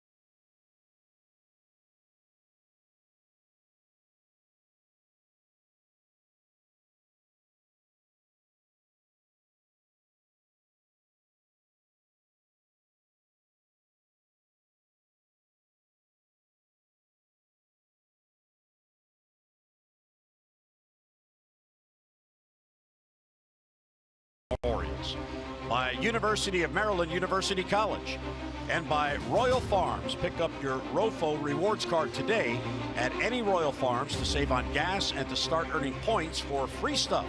Details in store. So Mike right back to work. 54 pitches since taking over for Alex Cobb, first batter of the game. Recurrence of the blister cut on the middle finger of his pitching hand. He made it through only 4 pitches. Yeah, and all the walks. Of course, Mike Wright summoned out of the bullpen. You got the feeling after watching him in the last 2 innings that even though you get all the pitches you need to get loose, that he didn't quite get loose. Totally different guy the last 2 innings. And Sanchez, he hit it. When he did throw a strike, he had a low and away slider into center. So they're just hoping that he starts seeing the ball a little bit better. You know, you talked again. I mean, going into yesterday's game, he was what, 9 for 54, 0 for 17. But the ceiling, they want him. They want his bat. And then you hope that the defense slaps his. You know, whether it's because he can throw. He's got one of the strongest arms in Major League Baseball. But for him to help the Yanks, he's got to hit. Marcus Thames is hitting instructor. So he's got to be happy that he took that slider and hit it back up the middle for a run. And he goes down on strikes, so Mike Wright went right at him. Well, that's what the Red Sox did, and that's what Toronto did. And, you know, again, this is usually a ball he handles, but this is 95. Look at the target. Well, you like to see that from Mike Wright. You know, that first inning he was 92, and what came right back out in the second inning went to 95, 96. So a totally different guy. So strikeout number 3. Echeverria cues it foul back at the plate. Yeah, it's going to be interesting. You talked about he got traded to Pittsburgh right before, or actually kind of released, and then they made the trade with the Pirates. Well, they DFA'd him. Yeah, right. And then they traded him off to the Pirates. I didn't realize he's making $5.9 million. So, because everybody said when you're in Tampa, hey, the Orioles need a shortstop. Why don't you get him? And I go, well, you could have gotten him this year, but so he's going to be one of those guys that I think those days are over. You know, 250 hitting shortstops that are pretty good defensively, don't hit home runs, don't steal bases. I'm not sure you're going to be making $5.5, $6 million anymore. And it's not collusion; it's common sense. Yeah, exactly.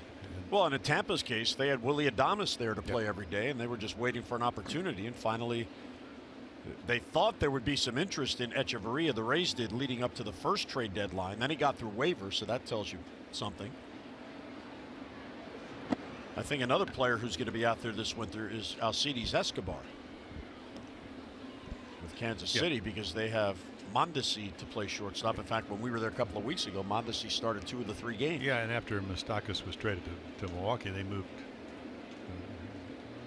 Escobar over to third base. He actually had a pretty good series against the Orioles. And I know the players union won't like it, but I mean, that's just common sense. Okay, what's a player worth? You know, it's about wins above replacement, because you take a normal player, if the guy's a 1 and you're making $5.9 million, you probably can find another guy that can play pretty much at that level for a lot less money. And he got him. Yeah, a little backup slider. I think he's waiting for it to break. You know, you get on top of it. Mike Wright's about 6'6". This one spins a little bit. You're looking outside corner. There's the target. And it just, but again, enough tilt and enough velocity at 88 that he swings right through it.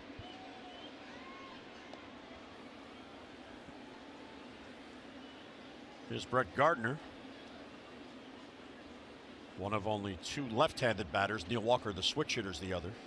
Yeah, another guy that contracts expiring for the Yanks. Tough play for Valera, but he plays it nicely, taking his time, and he gets his man. So Mike Wright has a 3-up, 3-down 4th.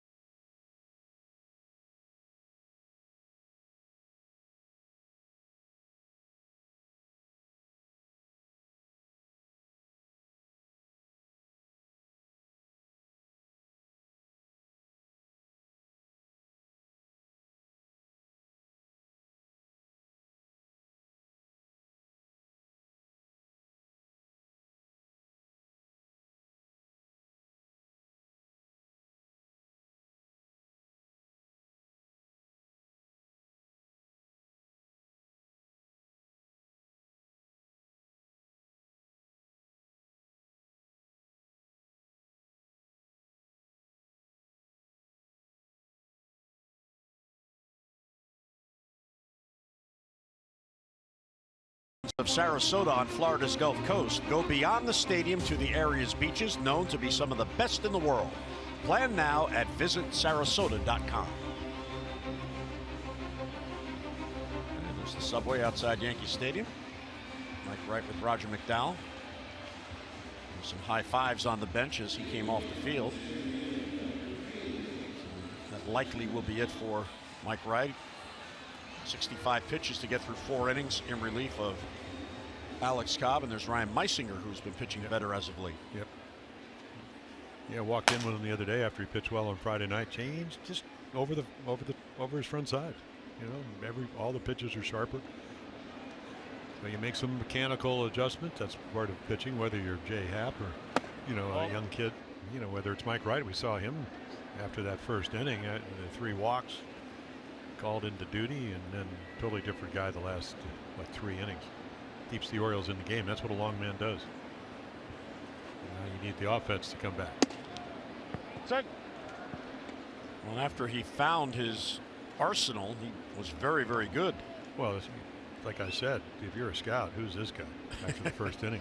That's how good he became. In his final 3 innings, he allowed just 1 base runner, and that was the 2-out double to Andujar.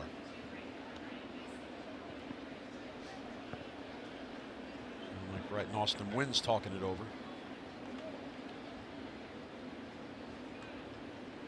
It's very enjoyable to talk to the catchers because they see the game differently from all the other players. And Austin Wynn's, I mean, he's intense in a good way. Not that it dominates him, but he really cares so much about navigating a pitcher through a game. Well, and Caleb's the same way. Yeah, exactly. And that's their job. You know, you got to communicate. You got to be on the same page. Mullins again in the air.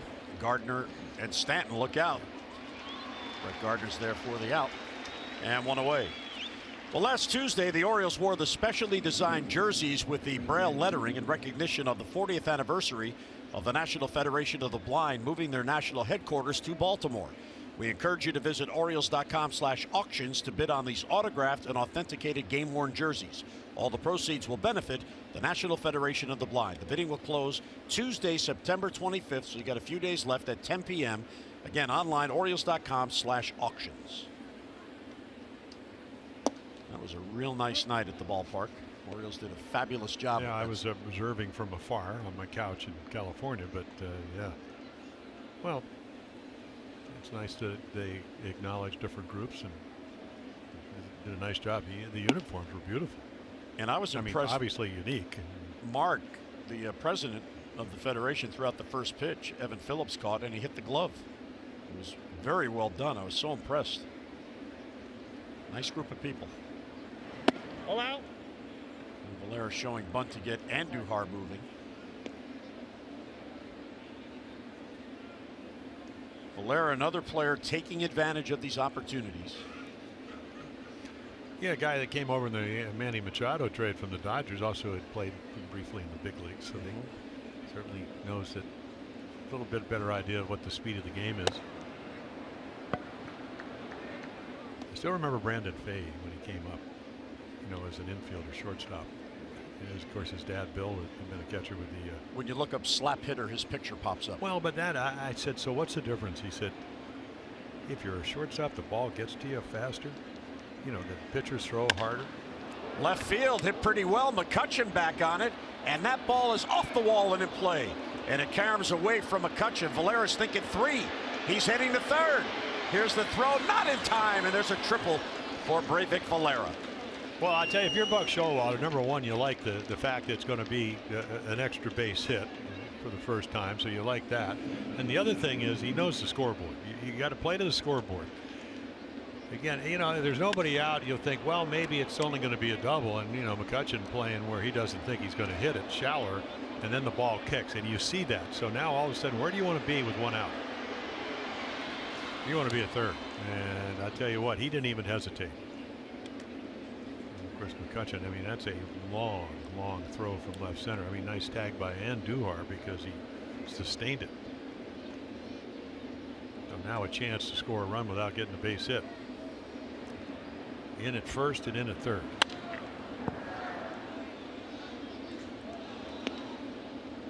A.J. Cole beginning to get loose. Yeah, we saw him on Friday night. He came in and gave up a couple of runs. Nunez hit a bullet to right center field for a home run off him. So Happ, what, as you mentioned, 7 strikeouts. That's what he's going to look for here if he can get to 2 strikes. Hey. Wow. Borderline pitch. Yeah, really borderline. One thing about VR, he knows the strike zone, and you know, the more you see him play, I mean, right there. I mean, when a catcher moves his glove 3 or 4 inches, but like we said, Scott Berry's going to play. Said it about 3 innings ago. Big part of this game, only because does he give you a pitch that's a ball? And he made a mistake there, trying to strike him out up and away. But boy, it's nice to be able to know an umpire will give you an extra 2 or 3 inches on both sides of the plate.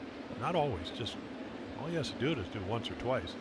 And just imagine if you're John and Villar, there's your sacrifice fly line, anything green or in. Even though Stanton, of course, can throw. Gardner doesn't throw. Accurate arm. McCutchen doesn't have much of an arm. Hick is not playing. Well, you know, you're talking about McCutchen, and these games are so important for the Yankees down the stretch because it's such a tight race with Oakland for the wild card. But they're experimenting with McCutchen. This is only the 7th game in his career he's played in left field, and it's only his 5th start. Well, he made the move in Pittsburgh last year from center to right.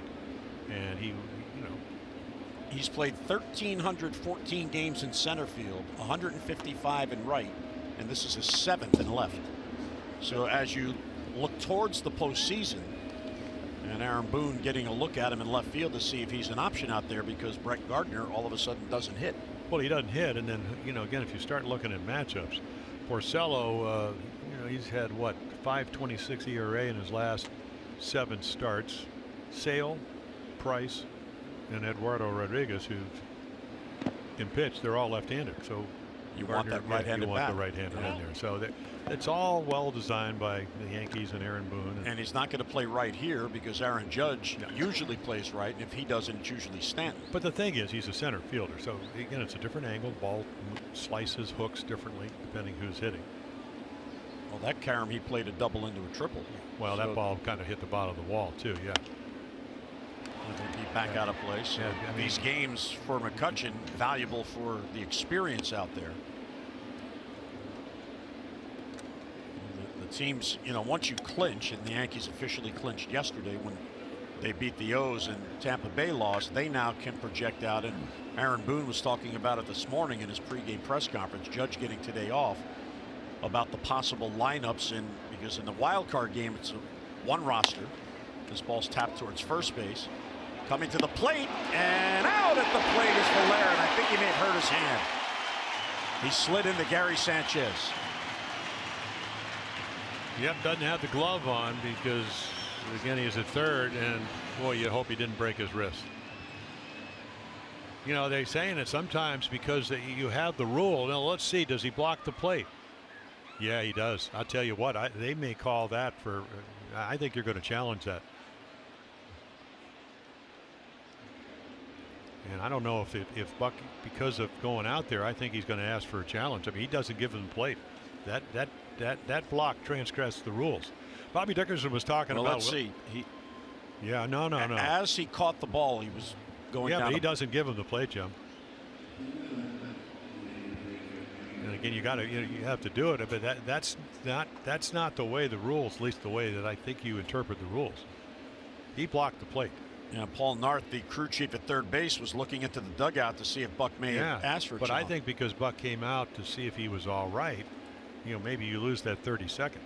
Because Bobby Dickerson, who sent 2 runners that were thrown out of the plate yesterday, Steve Wilkinson, said, you know, sometimes now because they give you the avenue with the new rules, it's all right to go into home plate with, you know, head first with your hands, but not when the catcher blocks the plate like Sanchez did. Because yesterday on those 2 plays, he gave him the outside corner, did not do it there, and that's how you get hurt. Because you had every right to run him right over there. I'm not saying he should have because he's a little guy, but again, I mean, look at there. There's no plate. I mean, he just blocked it. That's a Mike Socia, except Mike would have been 2 feet up the line, at the third base line.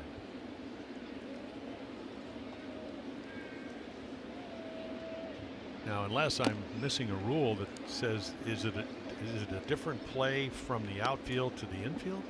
I wouldn't think so. Well, as I interpret it, is you can't block the plate if you don't have the ball yet. But he was moving to block the plate as he caught. You can't block the plate ever with the new rules. That's the Buster Posey rules.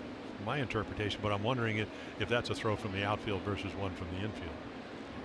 There you go, Mancini trying to poke it. Because Buck Showalter doesn't usually miss something, and I'm wondering because he came out again because Valera was hurt, if it comes out and you kind of lose the rhythm of the game. That was a smart play, by the way, by Neil Walker to cut off that run. Well, playing in, coming in, makes a good throw, and Sanchez able to catch it and block the plate. And I mean literally block it. Pilar runs, and he's out at second base. And he knows it. Good throw there by Sanchez, and that'll end the inning. So the O's have 2 runners gunned down on the bases. Jonathan Villar caught by Sanchez to end the 5th.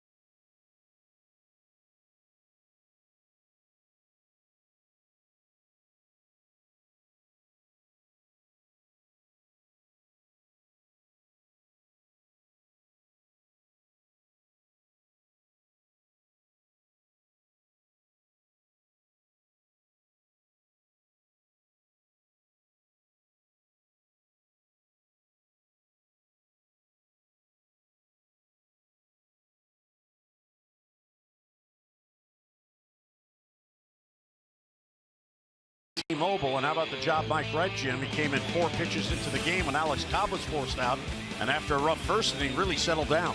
Yeah, two-seamer. Walker strikes out, then Gardner on a cutter right here. Nice little cover of first base because he's 6'6". And then the high fastball went right up the ladder. High slider to Hechavarria. So again, did a nice job. Keeps him in there. Again, it just, the 3 walks, they all score. Came in, had all kinds of time, but just didn't look comfortable, and then everything changed. So Ryan Meisinger comes in, and boy, we were talking about how much better he's been last 4 appearances over almost 5 innings. He hadn't given up a run. ERA is high because on the road it's 9. 7 innings, 7 runs. Much better at Camden Yards, but again, walking out with him after Friday night's game when he came in and pitched well, 2 innings, and 1 walk and a couple of strikeouts. He said, I just tried to make some mechanical adjustments, but the curveball was terrific as Wilkerson comes in. Bounce to third. Nunez across his body, scooped up there by Mancini. Nicely done by Trey. Saves an error. Well, both parts, because it's not a routine play because of the speed factor. Yeah, and again, a running throw. Right about the scoop. McCutcheon's not exactly slow. No. So Valera hurt at the plate with the collision with his wrist and the shin guard out. Yeah, I went over and talked to Paul O'Neill and Kenny Singleton next door, and I said, okay, so that interpretation, you may be right in the fact that apparently you can block the plate if you have the ball. So that means you can run over the catcher if you have the ball. I just thought that you had to give him an avenue. There's the shift gets Stanton as they're playing right up the middle. It's funny how somebody comes in for defense, the ball always finds him. Yep. Tested immediately. Oh, we saw Wilkerson made a couple of fine plays yesterday at third base, so he can play all over. Well, when we saw that replay with Breivik about to do that headfirst dive into the plate, I thought as Sanchez was catching the ball, that's when he began to put his leg down. Now, that's what I said. So, my interpretation, Paul O'Neill and Singy told you the same thing. Yeah. So let's see, when did he get the ball and when did the leg go? See, so it's going as he's catching. Yeah. So the point is, he doesn't give him any part of the plate. I just. Boyd to center field. Mullins is there, and he's got it. How about that? Ryan Meisinger, a very quick 3 up, 3 down inning. 7 consecutive Yankees have been retired. We are through 5 in New York. Yankees have the lead.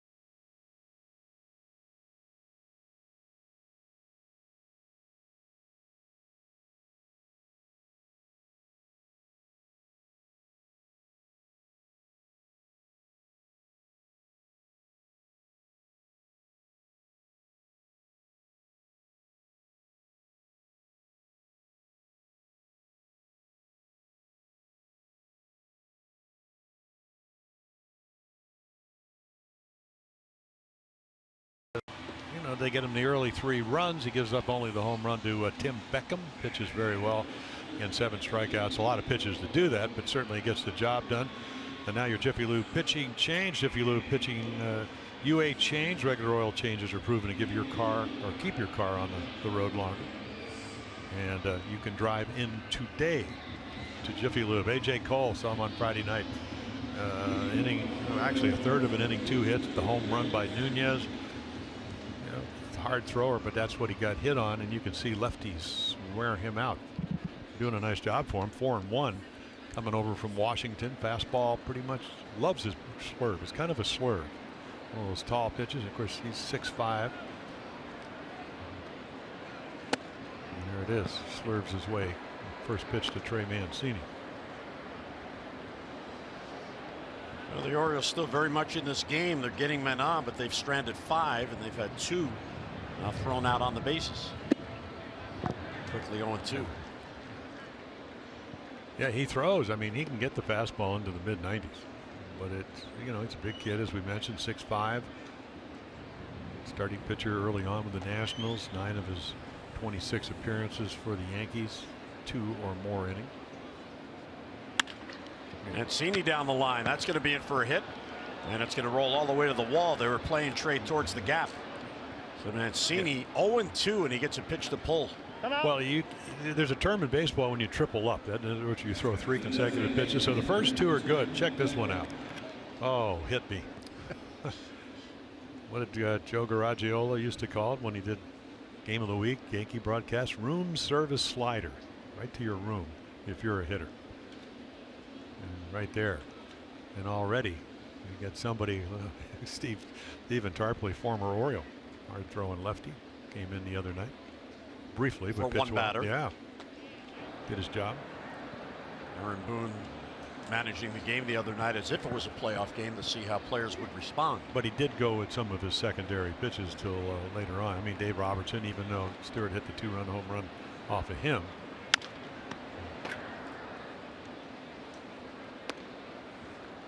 Yeah, I saw Rocky. Remember Rocky Coppinger? Yes. He was a right-handed pitcher. He came in, and so Albert Bell's playing with the Indians the year he had what, 52 doubles, 49 home runs or something, one of those monster years. High fastball 96, strike one. High fastball 96, strike two. Tried it again. One of the fans in the stands got a souvenir. That's what when you triple up, you can do it, but the quality of the third pitch, whether it's a fastball, location-wise, or breaking ball, if it breaks, can't hang. Get to see the same pitch too often. Set.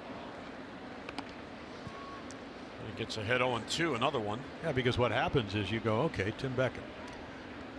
How are we going to get him out? Sanchez has got the scouting report. A.J. Cole probably did his due diligence, try to get him out with breaking balls. But if he hangs it, it doesn't work. You know, Mancini the same way. You know, not that he can't hit the breaking ball, but all good hitters have trouble with the good breaking ball. I'm out. Beckham has faced Cole only once. He's 0 for 1 against him, so not much history there.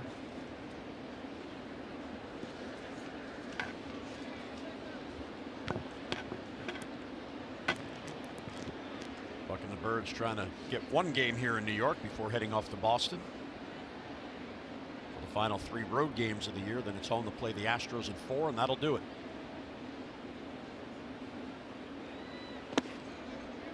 I'm out. Good take there again. Back-to-back pitches. Yeah, it's kind of interesting. It was Cole who, as we mentioned, they acquired him for cash considerations after he started the year with the Nationals. Came through the minor leagues and, you know, a little less than 160 games, 154 of those as a starter. Now, when you're starting, you got to have more than 2 pitches. And you're going to see 95 or 96, or you may not see it to Beckham because he's already hit the home run on the fastball to Happ. Deep left field. That ball's got a chance. Back it goes, and that ball is gone. And we are tied at 3. Have a day, Tim Beckham. A pair of home runs, and it's a 3-3 game.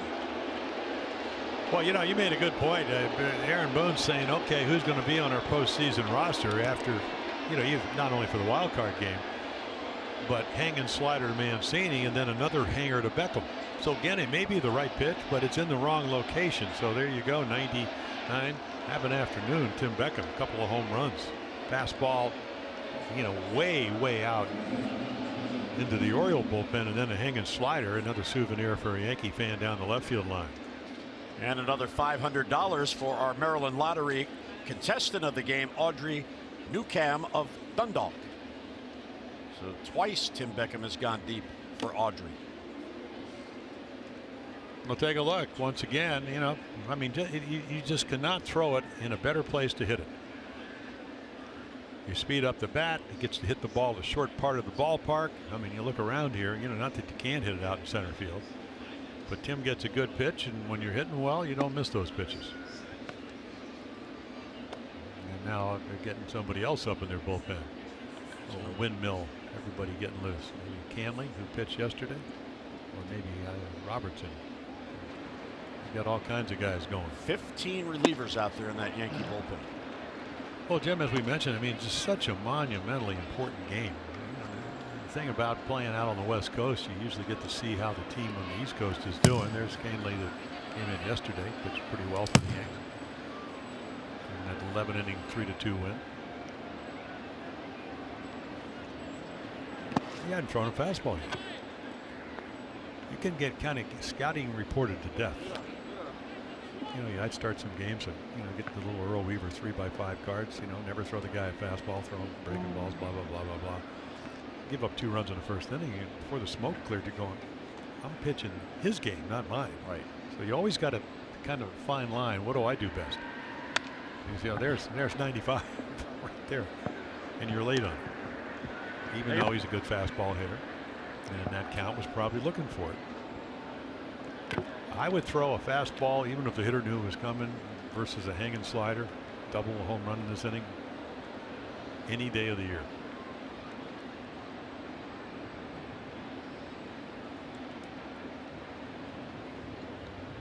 There's a backup slider or something. 3-2. Nunez having a nice patient at bat. The Athletics host Minnesota today in Oakland with Trevor Cahill on the mound. Beckham's telling the police officer how he hit it. That ball's hit well, and that ball's going to go way back and gone. Back to back go the O's, and the Orioles have the lead. A 4-3 game in the 6th. Well, you can't hang any more sliders than A.J. Cole did in 1 inning and still be on the mound. Unbelievable. Mancini, hanger, double. Beckham, hanger, home run, tied game. Nunez, again, scouting report says try to get him out with breaking balls, but not hanging sliders. The Orioles take a lead right here. Here you go again. Hit me. And he does.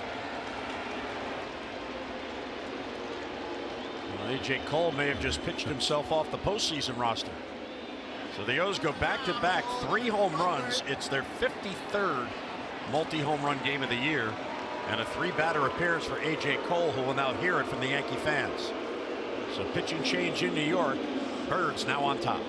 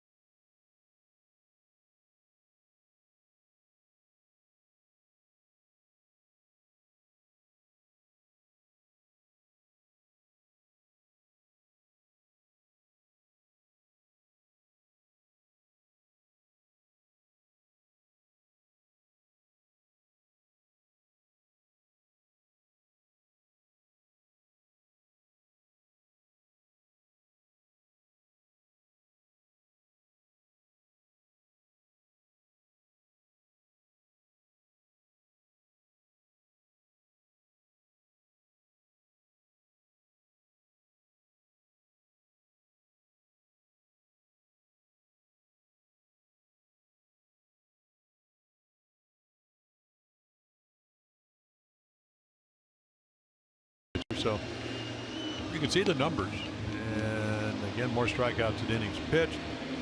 You know, yesterday an inning, a hit, a strikeout. Hadn't pitched in a week. Before that, Toronto, 2/3 of an inning, 3 hits, 3 runs. Again, last year came up, came back over.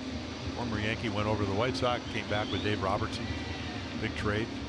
As the Yankees, of course, they get to the postseason, actually ended up winning the division series, losing the championship series. But this guy, I mean, really pitched well last year. This year has been a little bit more of a struggle. Hard thrower. He may have a breaking ball, but very rarely ever throws it. Mostly the changeup is a secondary pitch. So Nunez breaks the tie with a solo home run. Still nobody out. That ball's ripped down the line off the bat of Joey Rickard, and that one heads to the corner. So Rickard ambushing, looking for a fastball, and he didn't miss. So the O's have the lead and a runner at second with nobody down. Well, again, fastball changeup. So when you come to home plate, you're sitting on a fastball, and he gets it. And again, doesn't miss it. Inside middle, there's never been a doubt that Joey Rickard can hit the heater. So win number 17, no longer in the books for Jay Happ. Pitch count got him out of the game. I mean, boom. And again, because of the speed factor and Duhar playing in at third base, hit it right by him. Now can you get the ball to the right side here? I mean, it's imperative to put as many runs on the board in the Yankee Stadium. They averaged 5.6 runs coming into this game at home. So the job done by Mike Wright after he allowed the 3 runs in the first inning, nothing more. Meisinger, a 3-up, 3-down inning. And now the O's have the lead.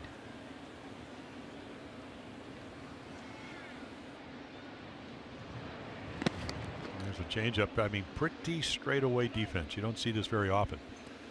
No shift, no nothing. Center fielder step to the right or the left. In this case, into right center. Torres will hang around so Rickard doesn't get a big lead. The second baseman, make sure he cuts his lead a little bit, but about as conventional a defense as you see nowadays in Major League Baseball.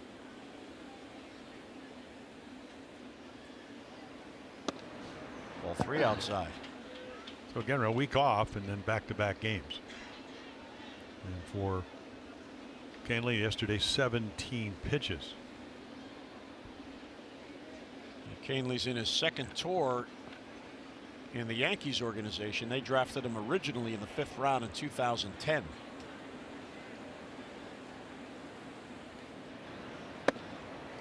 Check. He's from upstate New York, in Latham, New York, which is a suburb of Albany. They lost in the Colorado in the Rule 5 draft prior to the 2014 season. Colorado then traded him to the White Sox, and then the Yankees got him from the White Sox July of last year along with Todd Frazier. So he is back in the organization where it all began. Yeah, and then they threw Dave Robertson, potential closer, in there, that deal. Hey. Yeah, perfect pitch, low and away. Well, last year he threw harder. I mean, much harder. And this year has kind of been a struggle for him. 29 years old now. He went to Florida to go to college, get out of upstate New York. Pitched at Lynn University in Boca Raton.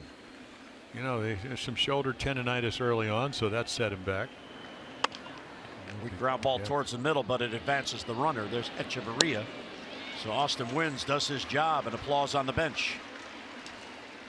Yeah, good read by Joey Rickard, even though the ball's hit to the left side, because he saw it was hit softly, knew he could get the third. Well, it's a whole new ball game with RBI Baseball 18. RBI Baseball 18 delivers an all-new franchise mode and much more. RBI Baseball 18 is available now. Learn more at RBIGame.com. Rated E for everyone as DJ Stewart comes off the bench to pinch hit for Andrioli. We'll see if DJ can keep that streak going. RBI in 3 straight games. He's got a runner at third and only 1 out. Yeah, and they're going to put the shift on and bring the infield in. And that's what a 4-3 lead. I mean, came into the inning down 3-1. They put 3 on the board. A couple of home runs. Throwing the double by Mancini, and this is what, if you're Aaron Boone and the Yanks, you got to do. You can see the changeup's got good movement. I mean, that's what wins hit the shortstop. But you know pretty much, I mean, you're hitting off the fastball. You hope that if he does throw you a changeup, you hang it. But again, when a guy throws 92 to 95, that's what you're sitting on. Fly ball will get a run in of any depth. There's another changeup. I am just so impressed with how patient DJ Stewart is at the plate. He really has an idea of the strike zone. And he said as he was growing up, he was always the leadoff hitter. And as a result, he became a patient hitter to try to get on base leading off. That ball's ripped but foul. There's another changeup. So when your job on your team growing up is to get on base, it teaches you good habits. Well, it teaches the strike zone. And he feels that's really a big reason why. Of course, he went to Florida State and he was one of the best college hitters in the country. But even there, he had a very good on-base percentage.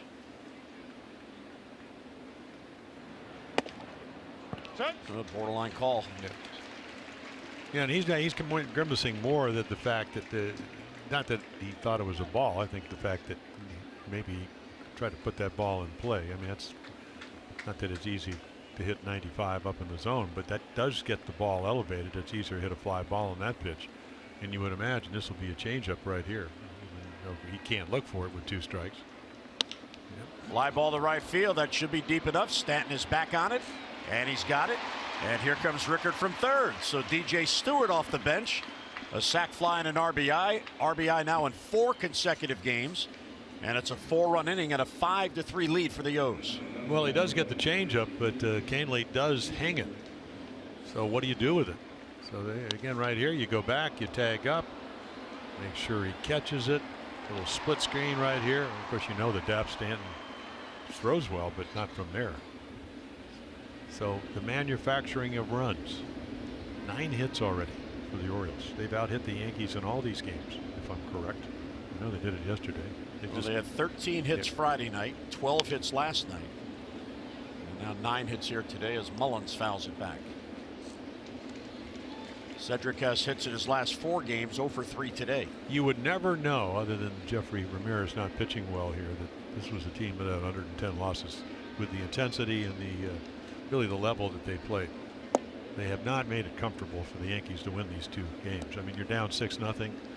You know, you get within a run on Friday night, and then you lose it 8-10, and or 10-8, excuse me, 8-10, depending on which way you look at it. Yesterday, you're down 2-0. Go 11 innings till they walk off on the Hicks double.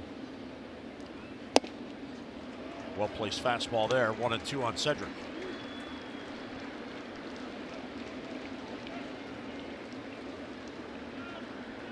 Tim Beckham enjoying himself. Let's see who he's talking to down there. Probably to himself after 2 home runs. There on the end of the bench. If I had 2 home runs, I'd talk to everybody. It looked like there's a police officer down there. It looked like earlier. Oh, she's still there, but she's just eavesdropping. So Beckham's saying, yeah, you know, Jonathan, here's how you hit that long ball. No, he's talking to, I think he's talking to everybody. Oh yeah, she's laughing, so she is part of it. So they're very safe. They have their security there. Foul back this way. I think I read her lips. She goes, "Do you do this every Sunday?" He said, "What do you mean? 2 home runs?" That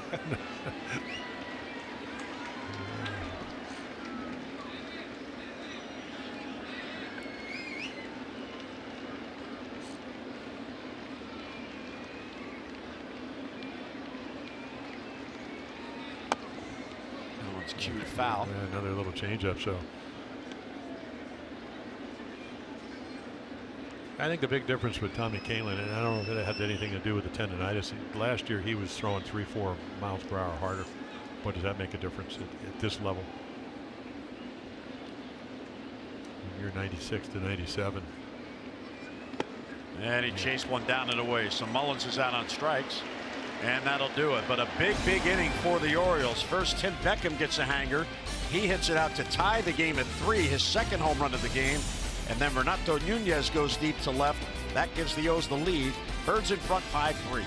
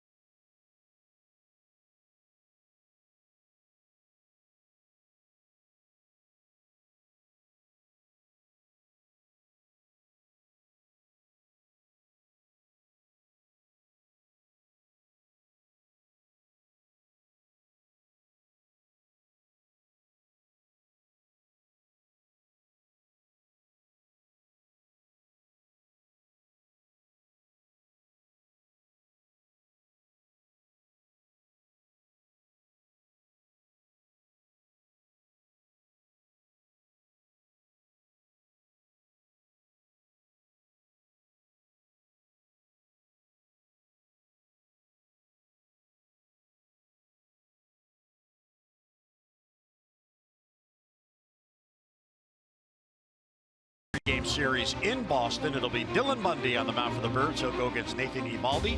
Our coverage on Masson begins at 6:30 with O's Extra presented by Ford. And then game coverage at 7 o'clock. We've got all the access you need right here on Masson. DJ Stewart stays in the game. He pinch hit for Andreoli, drove it in run with a sac fly.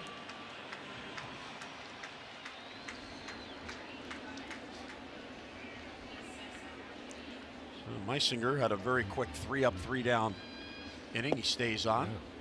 So now you come in from trailing to leading. And like we mentioned, 4 consecutive scoreless outings. There's a strike. Strike. Well, it's kind of like I'll invoke Jerry Seinfeld. Remember, he goes to get the rent-a-car, and he goes up to the counter, the rent-a-car counter, and he says, "Rent-a-car for Seinfeld." She says, "Oh yeah, we have your reservation. We're just out of cars." And he said, "Yeah, but anybody can take a reservation, but can you keep it?" Same thing here. Can you keep the lead? Okay, you get that? Jerry's in New York. I'm trying to stay with me. I think you've been binge watching Seinfeld. No. It's your second reference in this game. That's what I'm saying. We're in New York. He's a big Yankee fan. No, actually, he's a Met fan. Well, I think he changed. No, never heard he's a Mets fan. No. I don't think so. I think he's a Yankee fan. I met him. I talked to him. I told him. I said, when his show first came out, I said, I haven't watched it, but I hear it's hysterical. I'm going to watch them all at some point or the other, or I'll give you a Cy Young award. Foul. Mancini hopes for a play, but it's back in the crowd. Yeah, not a lot of room here. We were talking yesterday. Boy, the old Yankee Stadium. I remember, like one Saturday or Sunday afternoon, a little pop-up behind home plate, and not only was it farther behind home plate at the old stadium, it went downhill. And Rick Dempsey's catching. And he goes back, and the ball's like 2 feet into the net. Another pop-up, 3 feet in the net, sprinting back there, about 4 straight in a row. Except, of course, when you were Rick Dempsey, it didn't really matter. You were as good a shape as any of the pitchers because you ran with them and all that kind of stuff. But I'm looking from the dugout and I'm going, he's totally exhausted just going to the backstop here. That's how far it was. By the way, we did get the update from the Orioles trainer's room. Breivik Valera, a bruised left index finger, and that's why he left the game at that collision at the plate. There's a bouncer. Wilkerson goes down to get it from his knees. He throws him out. Nicely done. Well, how about the at-bat? I mean, it's a combination. I mean, you got the perfect slider low and away. You get an idea why Torres is such a good young hitter because he covers it and hits it hard. Look at this play. 2 outstanding plays.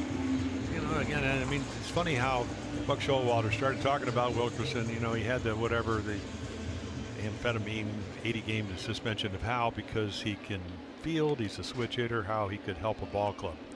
And I think we're seeing glimpses of that. Even though he had the oblique injury, he hasn't had the at-bats that you'd like to see a young player get. But that's a superlative play. I mean, you got yourself finally a 2-run lead. You were down 3-0. Now you're ahead 5-3. You're starting to count the outs, and that's how you win ball games. Well, Steve Wilkerson is another player very much in play for next year for opening day. The fact that he can move around. Came up as a shortstop out of Clemson. He's a switch hitter. The oblique injury cost him a lot of time this year. Yeah, you look back from. Yeah, Mullins last year, the hamstring. This year, DJ Stewart had a hamstring problem. Didn't played in 115 games.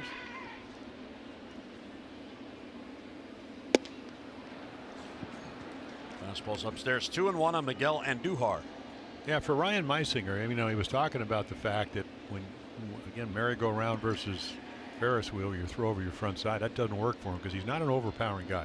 He's got to be able to throw the ball downhill, and 90, 91, he has to stay behind it so it has some movement.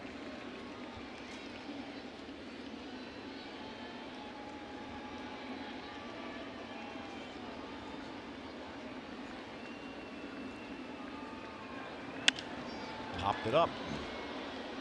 Nunez. And that's not easy to do, Joe. 3-1 fastball, hitters count to get Andujar to get underneath the fastball when he's looking for it. May not get it, but that's what he was sitting on, and he still got him out. Well, that's 9 in a row retired by the combination of Mike Wright and Ryan Meisinger. Well, the pressure's on the Yankees, and only in the sense the fact that they need to win. The Orioles want to win. I think they came up here, as we mentioned, 4-2 in games played here at Yankee Stadium. Now it's even at 4-4. Here's Neil Walker. Of course, his father, Tom Walker, connection to the Orioles, drafted by the O's. Well, you know, Neil walked up to me back in July when we were up here, and he said, you know, my dad's not one of your biggest fans. I said, really, what did I do? He said, well, he played in the Oriole organization. And he said, when you had the 420 game winners, that's when he went to Montreal and Detroit. But he was going to be on the plane playing winter ball when Roberto Clemente passed away that night. And he was helped loading the plane because it was winter ball. He played on the same team down in San Juan. And Roberto said, we don't have room, you and a couple of guys. If he gets on the plane, there is no Neil Walker because that plane crashed. It wasn't loaded properly. Tragic accident going down to Nicaragua after the earthquake to help people. And of course, if you ever played winter ball, as his dad did in Puerto Rico, you know how big Clemente was and still is. You talk to Carlos Beltran, you know, Robbie Alomar, players that come out of Puerto Rico. I mean, he was an idol. Not to mention how good a player he was. Right. I mean, and again, a humanitarian. So, boy, and just as the story goes, his dad talks about it all the time. Luis Cessa. So getting loose. Your success got his dad traded. Well, that's what he said. He said I shouldn't talk to him. My dad, you know, he was joking, but he said because. Well, you had Cuellar, McNally, and Dobson. He said, where's my dad going to pitch? In Montreal. Got him into the bullpen. That expansion team needed players. And then he would go on, I guess, to play for, you know, what, 4 different teams over 6 years. Strike 3 call, borderline pitch at best, and the O's will take it. So the Yankees go 3 up, 3 down for a 3rd consecutive inning.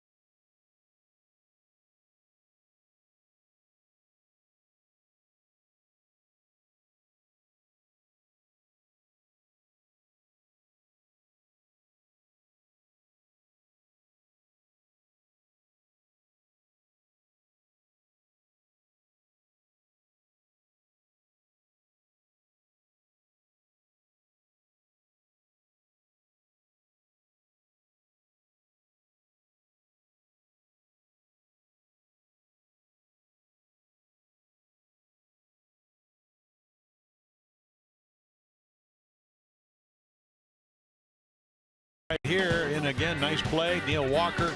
Sanchez blocks the plate. Valera gets hurt, bruises his index finger. And then right here, trying to steal a base. That's only the 5th time. The Villar gets thrown out, and then here come the Orioles. Beckham with a 2nd home run on the hanging slider. That ties the game up, and then Nunez will put them ahead on another hanging slider. So a series of hanging sliders off of A.J. Cole. Orioles take the 5-3 lead. Those are your Geico highlights. 15 minutes can save you 15% or more on car insurance. Visit geico.com to see how much you could save. Beautiful view of the Brooklyn Bridge there. Luis Cessa comes on. The Orioles know him. He had one of those spot starts back in that split doubleheader in Baltimore back in what, I guess July. Again, you know, fastball side. He's got all the pitches. You know, command sometimes, good velocity. He'll come in to try to keep the game where it is. And pretty good curveball to start him off. Steve Wilkerson's first at bat, he took over defensively for Valera, who was injured in the 5th, trying to score from 3rd. His hand met the shin guard of Sanchez. Slow roller. Cessa picks it up and gets his man. Nicely done. Perfectly done, because he picked it up off his right foot, where all he had to do was catch it and then use his back leg, that right foot, to pick. Again, he bounces on this. Good changeup, rolls over, Boom, right hand, pivots on the left foot, easy out.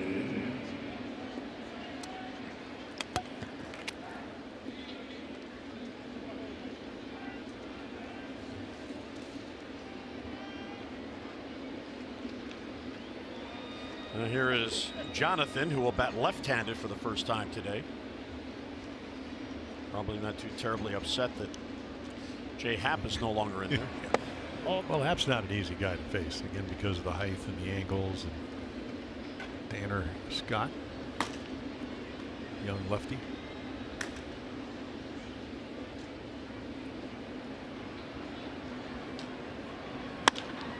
That ball's pulled to second. There's Torres. So let's see, it's 12:30 out in Oakland, so they're just about getting ready to play. And don't think they haven't been paying attention to this. They have our game on in their clubhouse, High Oakland, as they're monitoring this game. And as Aaron Boone pointed out before the game today, because he was asked about, as you pointed out earlier, about, well, what do you do? Do you worry about the home field, or do you worry about setting the pitching for the playoffs? But these games are huge, and again, with the rivalry in the division, because they're playing the Orioles today and then they got 4 in Tampa, the Rays would love nothing more than to spoil the Yankees postseason plans and have them have to go 3,000 miles to Oakland. And the Red Sox, the same thing. Oh, no. Because the Red Sox get the wild card team in the next round, and if that game is played out west, that team has to fly 3,000 miles to play Boston. Well, the Boston, the Red Sox have earned exactly what they get to do. People are coming to them. They won the last 3 divisions. Titles in the American League East, which is not always easy to do. Tampa at least coming in. I mean, the Yankees with that win yesterday, they clinched their, the fact that they're going to be a wild card team here. And there's Mancini with another base hit. Nice little fastball that he hits into center field. Time now for the 4th drive of the game, and Tim Beckham, he doubled up.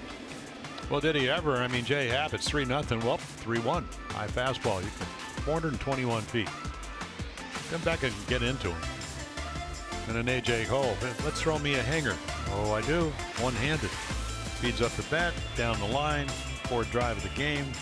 Hurry to your local Ford dealers for great savings on cars, trucks, and SUVs.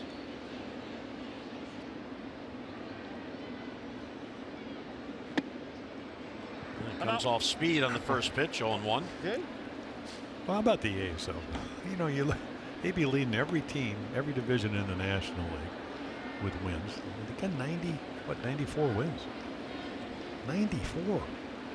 $66 million starting payroll opening day. They've lost, 3 or 4 starters? One of the great lefties pitched a no-hitter earlier, shoulder problems.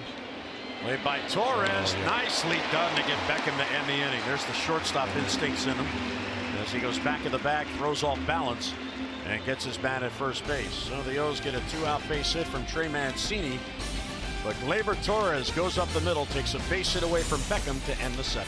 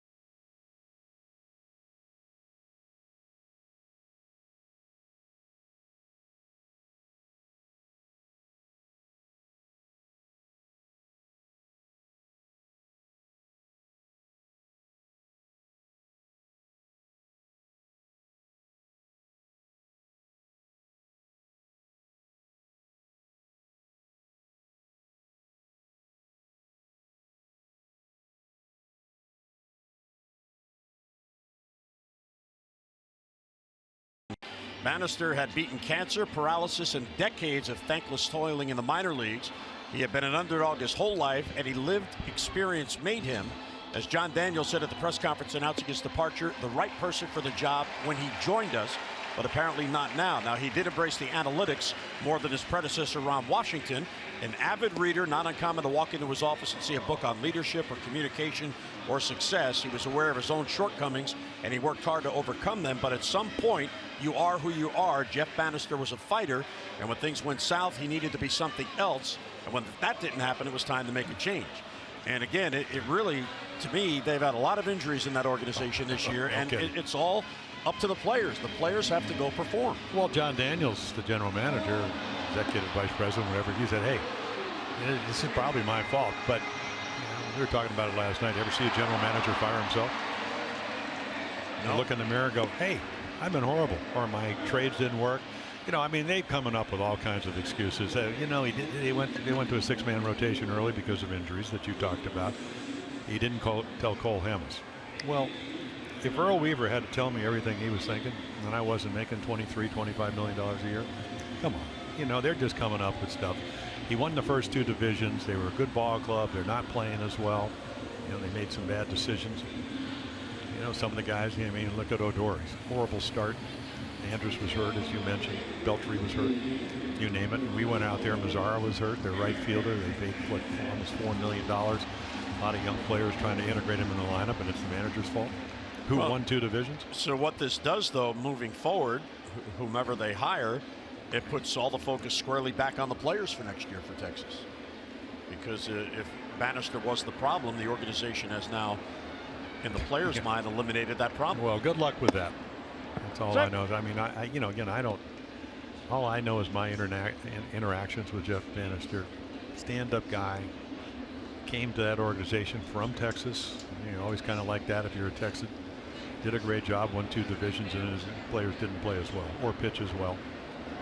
Maybe care as well. You name it. It's a heck of a slider there for a swing and a miss. Well, he's got that. You know, Tanner Scott, and again, he very athletic. We saw that. Picked the ball the other day. You know, throws anywhere from 95 to 99. Fastball can be a little bit as straight. You know, you'll see him probably the 2-seamer next year. He'll work on that. He'll give him another pitch, but the slider devastating when he gets it down in the zone. And the minute you throw strike 1, strike 2, which is he had, what, as we all know, had problems doing in the minors, and he's really come a long way this year, is that you can pitch out of the strike zone. So there's 96, and you know, now he can get back where he can throw the strike to ball slider if he's on his game, and that's kind of what you try to do out there, and that's how you get outs. And again, the Orioles need 9 of them to maintain this 2-run lead. Just got an update from the Orioles trainers room. They took x-rays on Breivik Valera's index finger, and unfortunately they have discovered it is fractured.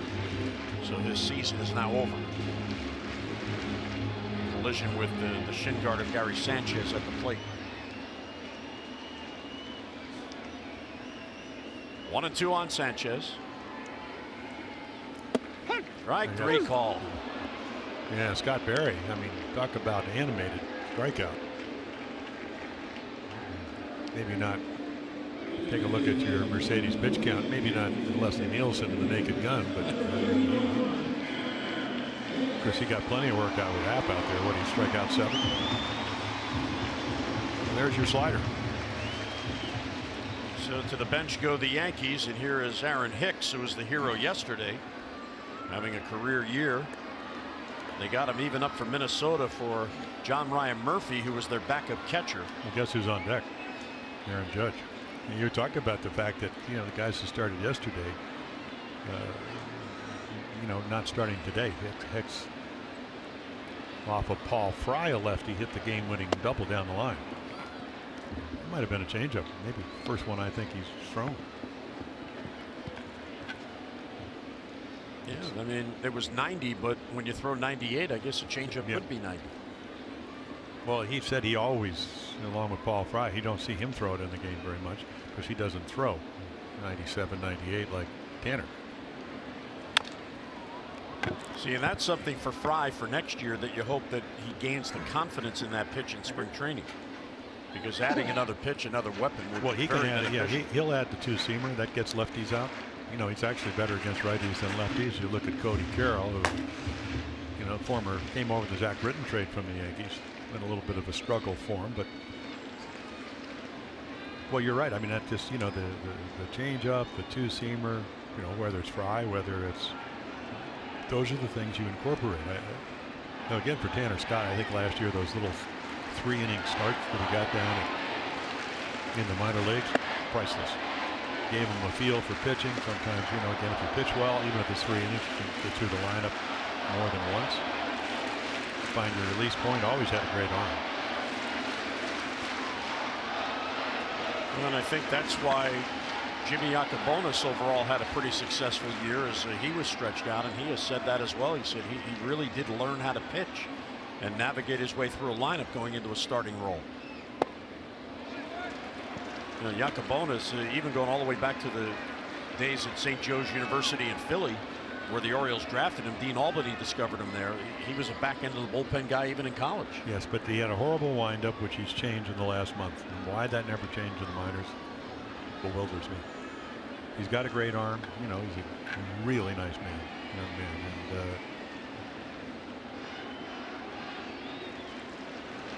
Judge on deck, boy, you'd like to throw a strike here. And he doesn't. Yeah, I'm not sure that 2-1 slider with Aaron Judge on the on-deck circle. You got to throw something that, and maybe he felt that he could throw it over, but he didn't. So now all of a sudden, after A.J.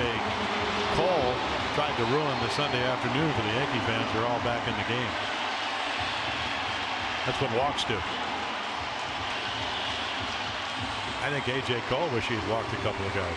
He kept hanging sliders, and the Orioles took advantage of it. So Aaron Judge up there representing the tying run. He's in a 3-for-19 drought. Yeah, but we know. I mean, you know, the broken wrist set him back. You know, missed on what, almost a little bit over 6 weeks. You're always one swing away from finding your rhythm if you're Aaron Judge. Oh no! High fastball.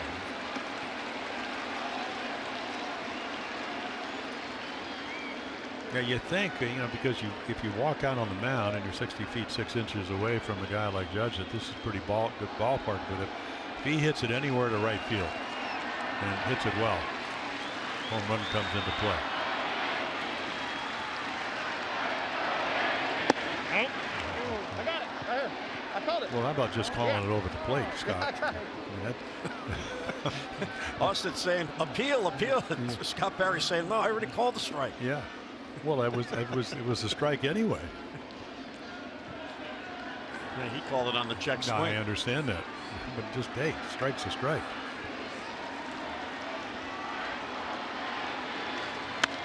A little late. Well, we've seen that.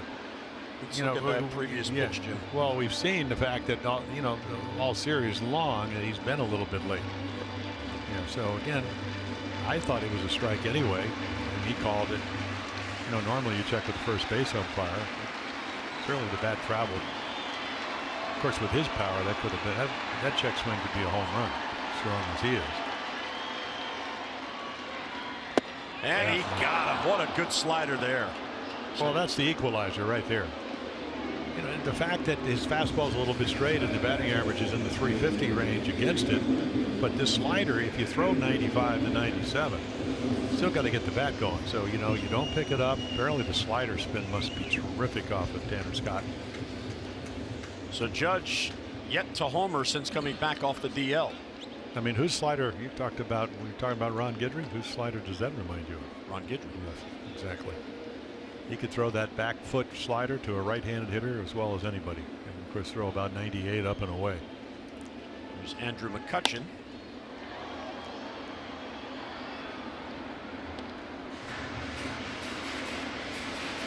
McCutchen was one of the 3 consecutive walks in the first inning to begin the game. Alex Cobb started.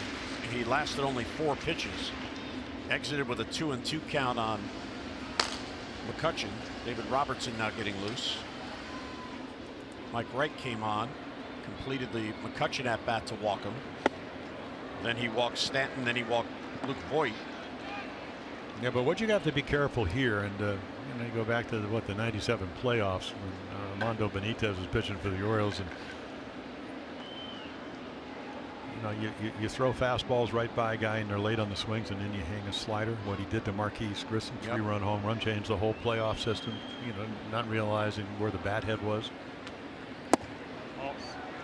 Yep, it cost the Orioles a chance to go to the World Series. Well, not only that, it was that pitch right there, and then again the 1-0 loss on a changeup at Tony Fernandez, the only pitch he could pull. Yeah, the Orioles would have gone to Cleveland up 2-0. And that Grissom home run got that series even.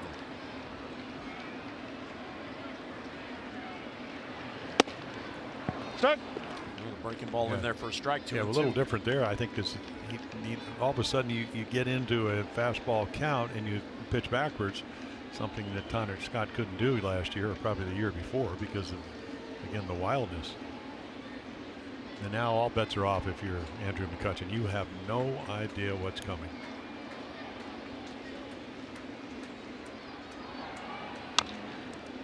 Able to fight that off at 96.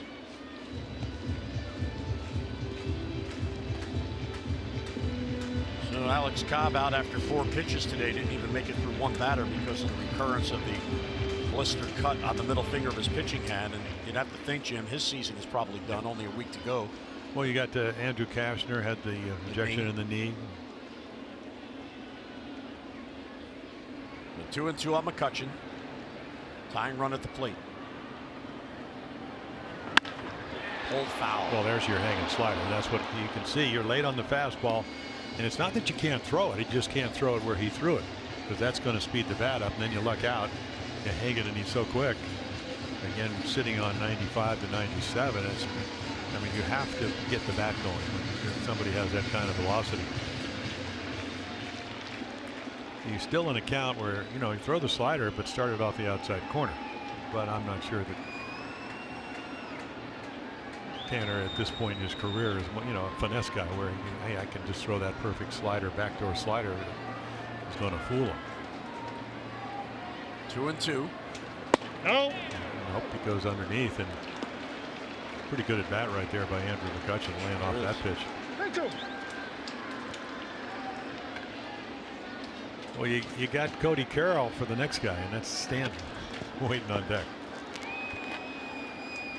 So this will be the 8th pitch in this at bat, and Hicks will get a head start from first. And he struck him out. Foul tip held by Austin Wynns. Huge out for Tanner Scott. So he strikes out the side and works around that 1-out walk. Our Ram Do-Ups brought to you by Ram Trucks. Experience the power and toughness of Ram at your local dealer. Or log on to ramtrucks.com to get to work. Guts, glory, Ram.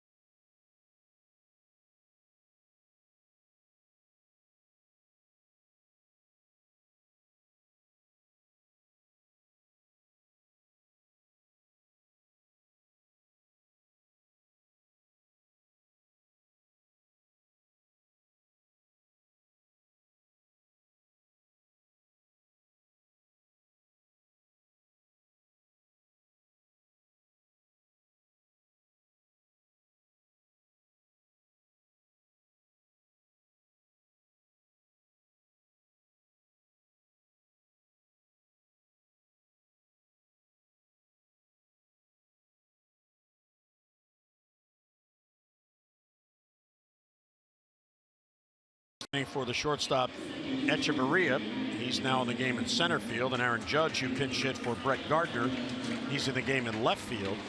So in the infield, there's Ronald Torreyes at second base, and that pushes Gleyber Torres over to shortstop because Echeverria was pinch hit for. So Ronald Torreyes at second, and Gleyber Torres now over at short. Yeah, so it turns out only Gregorius so far, and that's a so far. One of their regulars not into this game. They're poised for a late inning comeback. At least that's what Aaron Boone is thinking.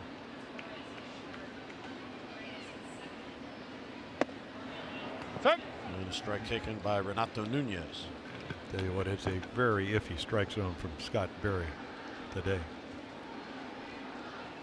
If you're pitching or hitting, I don't think you know what's going to be a strike and what's going to be a ball. That ball well off the plate inside.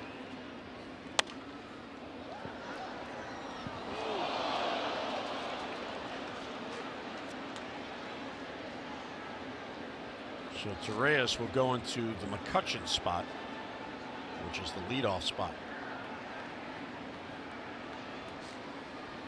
Well, Sessa out of Mexico. Originally signed with the Mets, and then went to the Tigers, and then came over here. Good slider guy. Sanchez completes the strikeout and one away. This copyrighted telecast is presented by authority of the Orioles and may not be reproduced or retransmitted in any form. And the accounts and descriptions of this game may not be disseminated without the express written consent of the Orioles.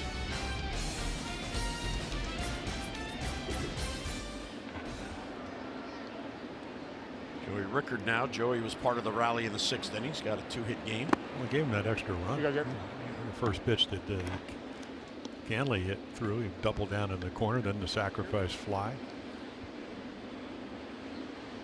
And Chase Adams, highly touted youngster for the Yankees. Son. Yeah, Sessa, as we mentioned, he comes over here along with Chad Green, who's one of the mainstays of the Yankee bullpen. I mean, hard throwing righty. Justin Wilson, I think he was 6-0 for the Yankees that year, and he went over to the Tigers. You saw him for 1 year as a closer. That didn't work well. And as I commented to you, it doesn't seem like Brian Cashman. He had to have made some bad trades. I can't recall them. I might have to do some real homework to find. He's also a master of those 3-team deals. This is going to be a tough play, and Andujar is just going to pick up the baseball. So Joey Rickard has a third hit. Baltimore chop single. So now the Orioles can look for an insurance run here. Yeah, you get in the lineup because it's App, a lefty, and and then all of a sudden you get the double off a righty, Canley, and then that's a pretty good pitch. Bad result for Sessa, but Joey's happy, and now you have speed on the bases. Austin wins 1 base hit, but his ground out in the 6th inning probably even more important because he moved Rickard to third, where he scored on the sac fly by Stewart. So the Orioles actually manufacturing a run there for their 5th run. Well, the amazing thing about this game, your starter, who's really pitched well the second half, and that was Alex Cobb.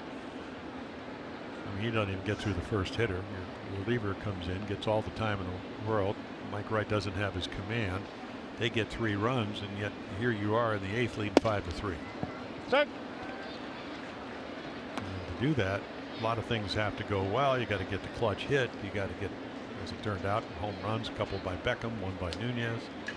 You got to have somebody comes in that helps you do that. A.J. Cole gave up a double and 2 home runs. And then you have to play well, and you still have to get 6 more outs. Joey Rickard on at first base. He has 4 steals on the year in 6 attempts. He hasn't stolen a base since September 8th, but the Orioles, Jim, the stolen base, they're in the middle of the pack now, where the last 4 years they were dead last in steals. Well, we saw it, and it started again with Craig Gentry, and then Jace Peterson gives you more speed. VR, National League leader with 62. He comes over in the Scope trade. Nice curveball by Sessa. This curveball goes straight down. It's beyond me why this kid doesn't pitch better, because he's got good stuff. Because if you see him a lot, then you can determine it's not always, as we know, it's not always about velocity. Does the ball move? Does he make good pitches? There's the good curveball, but does he hang it in clutch situations? I mean, until you really see somebody on a daily basis. DJ Stewart, deep right field. That ball is back, and that's off the wall. Rickard heads to third. He'll be sent by Bobby Dickerson, and the Orioles get a big insurance run. Throw home, not in time. So DJ Stewart off the bench has 2 RBIs, and the Orioles now lead it 6-3. Well, that's what I'm talking about, Sessa. You know, we've seen a changeup for a home run off of the foul pole in Baltimore. We saw a hanging curveball from Dave Robertson, and look at this hanger. So again, he doesn't miss it. And we talked about the first really 2 days. The Judge plays shallow, so any ball in the gap into the jet stream, which is what the Yankee Stadium right field is. And again, the deceptively fast outfielder.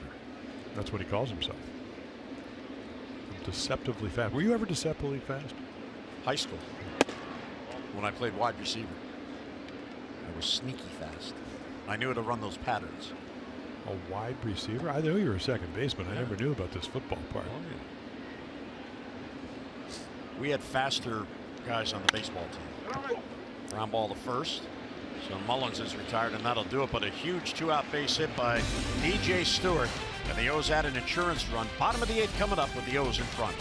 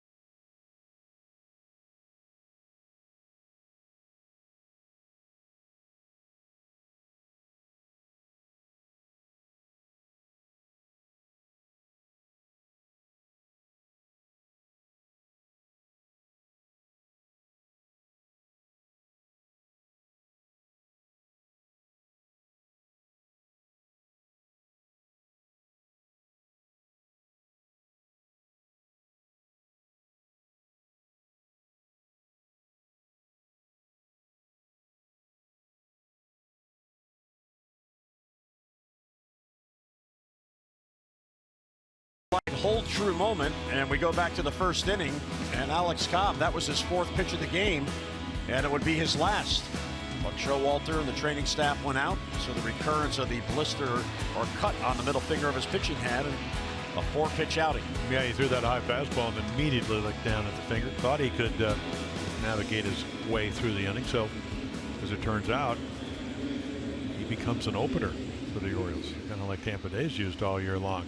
Cody Carroll, it has not gone well. Former Yankee hard thrower. I mean, he got a real good fastball. Sometimes trouble commanding it because of the windup. Slider can be good, but then it can be bad, and that's how you result in some pretty high averages by the righties, which are a little bit surprising. And again, I mean, 6'5", you know, he kind of falls a little bit left. I think he certainly understands that, but again, sometimes at this level, it's hard to make that adjustment. Again, one of the guys, as we look at Jace Peterson, he comes in for defense. Orioles trying to maintain this 6-3 lead now. And see, I mean, that's a strike. And this guy behind the plate is, I mean, it's just a guessing game. I think if you're hitting, or you get the 2 strikes, I think if you're hitting, I'd be swinging at everything.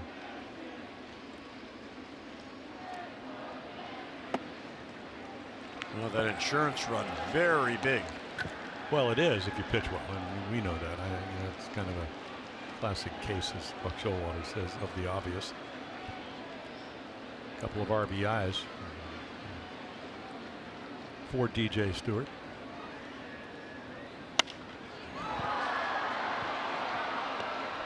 Of course, the Yankees all know about Carroll. He was pitching great at AAA. You know, you read all the the blogs and all that. Next Yankee guy. Of course, that's a tough bullpen to kind of sneak your way in.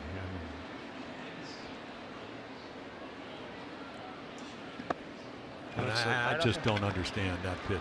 3-run lead. Breaking ball's not as good as his fastball. Trying to throw a 2-1 slider.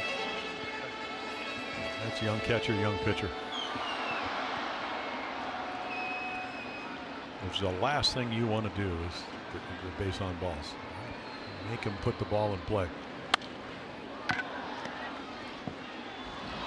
the count goes full 3-2. You know, this is not Darren O'Day out there, where in any count, any situation, you never know what's going to come, and because of his experience factor. Got to throw a strike here. Got to make him swing the bat. Got a guy that struck out over 200 times. Doesn't mean he's not a good hitter, because he can hit the ball out any place. But contact. Line to right field. That'll fall for a base hit.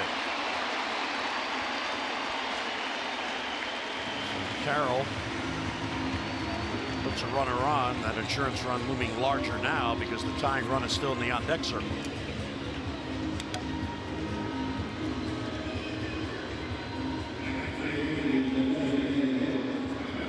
There's Luke Voigt, who's been a home run machine.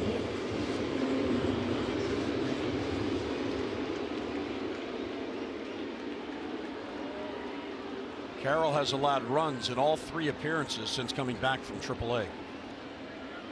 Yeah, Michael Gibbons would be a guy you might think of. I mean, there's a strike, and you're hoping that Voigt maybe will hit one of your infielders. You turn a double play, get 2 outs on a pitch. No doubt about his strength. I mean, any part of the ballpark. Hang a slider. He did that on Friday. 2-run RBI down the left field line. Fastballs, home runs. Oh, there's a ball. There goes your double play. Hope he didn't hurt himself. Well, think of all the pitchers, all the different holes, but he just catches that front spike. Yeah, right there. You know, it's funny. I not that I never slipped on the mound, but we showed Hunter Harvey again. You know, he used to take that front foot and scrape it every time I watched him throw in spring training, and I'm going, that's a little bit unusual. But some guys, I think you lose your angle when you do that. Kind of just the leg goes straight to home plate, but he caught it. And Roger McDowell out to kind of calm him down. You know he wants to do well. I mean, this is a team that he might have ended up pitching for. But at this point in his career, his command hasn't been very good. And even when he does get the fastball at 94 to 96. We've seen him even throw a little bit harder. It ends up in the middle of the plate, and at this level, it just seems day in and day out, guys hit that all the time. It almost makes you wonder if the radar guns are really true, because it's still hard to hit 95, but they seem to do a pretty good job of it.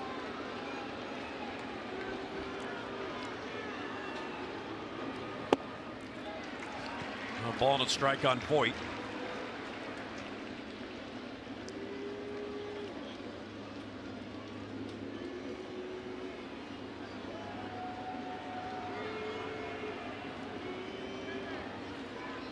Come out.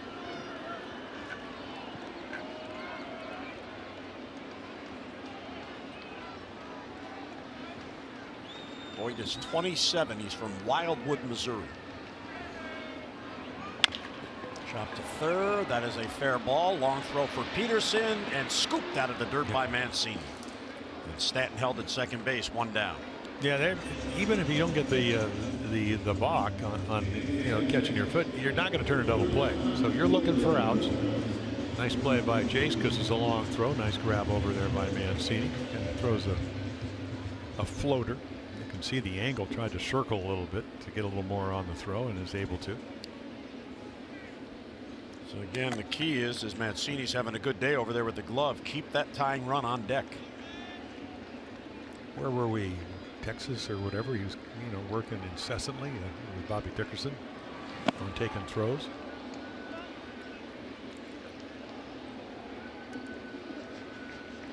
Well, a lot of these players haven't played together. I certainly haven't played together a lot, so spring training next year, Bobby Dickerson will have a lot of time to work with the individuals who are being expected to hold down the different positions. Well, you'd hope so if he's back with the Orioles. 1-1. I mean, and again, that's if he, you know, they certainly would like to come back. I mean, all I do is look at the finished products, and that was Machado and Scope. Well, I mean, somebody's got to coach, especially if you have younger players. Well, he's helped Mancini a couple of years ago in spring training. He helped Chris Davis.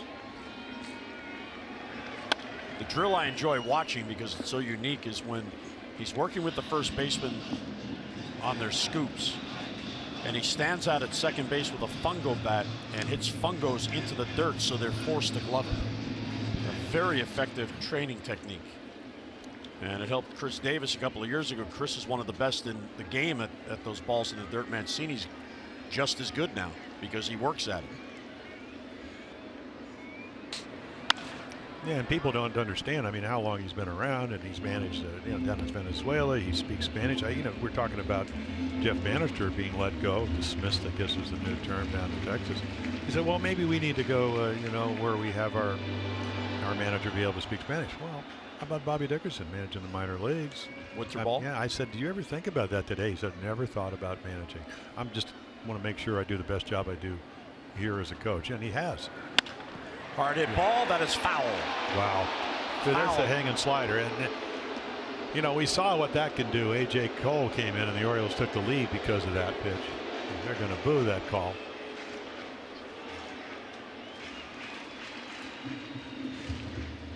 But if you're Paul Nauert, you're standing right there. I mean, that ball singed over the. So the good thing about hanging a slider and having a guy rip it foul, you know what he can hit and what he can hit hard. And one final thought on Bobby Dickerson. Let's not forget, it was 2012 when he was the roving minor league infield instructor, and he was the coach that was given the task to convert Manny Machado from the shortstop at Bowie to third base. And he did so. Mike Bordick helped out as well with that. But Bobby Dickerson was the coach that got that done, and now Manny's on the verge of a big payday. Is he ever? Bobby would go down to Bowie at 1:30 in the afternoon. And what they would do is they would go out and they'd take two other players with them, so it didn't look as if it was just Manny being taught how to play third base. In minor leagues, they're always teaching versatility anyway. Well, you're one ball away from getting Andujar to the plate. Time run.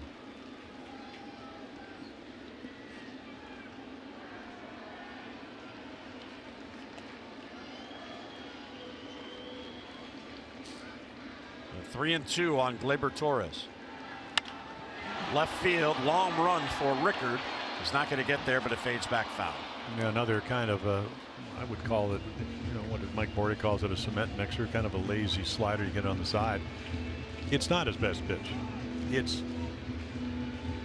again, the scouting report would be, hey, throw him the lone away slider. He doesn't do that very often. So that's kind of the dilemma for Cody, is that, he's not a command guy at this point in his career. So this will be the 9th pitch in this at bat coming to Gleyber Torres. And he got him high heat. Yeah, young hitter, you don't get him to chase like this, but it's a lot better than a hanging slider. He throws it right by him. Target low and away, and look how much he misses. But again, it's velocity and it's movement. Let it go. So 2 down. Roger McDowell certainly will make some notes about that. So you're down to needing 4 outs and maintain the lead. Miguel Andujar. Well, this kid, I mean, he's almost hitting, you see at 99, he's almost hitting the same average with runners in scoring position.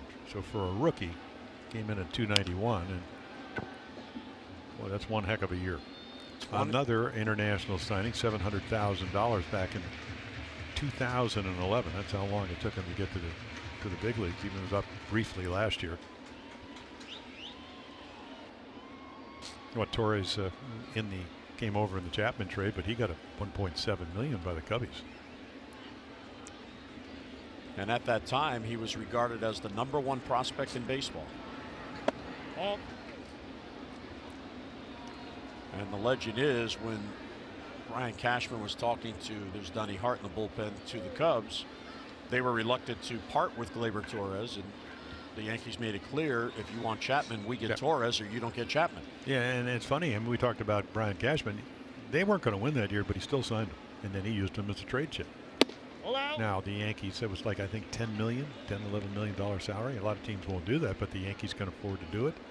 As it turned out, they traded Carlos Beltran, they call it Ivan Nova, Andrew Miller, and they still won 84 games. All those guys left, and they still won 80. That was the Joe Girardi team.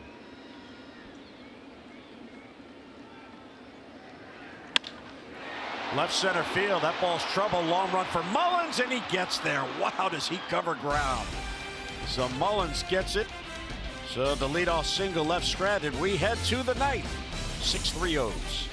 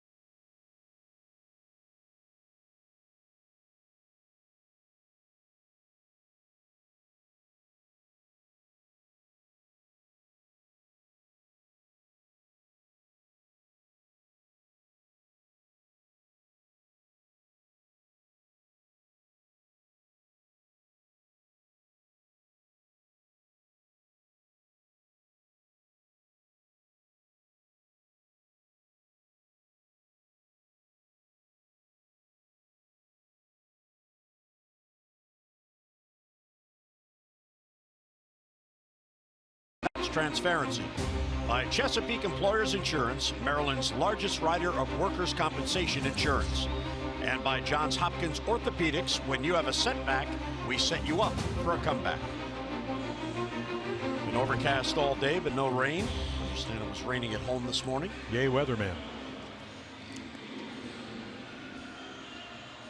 Families here on this Sunday.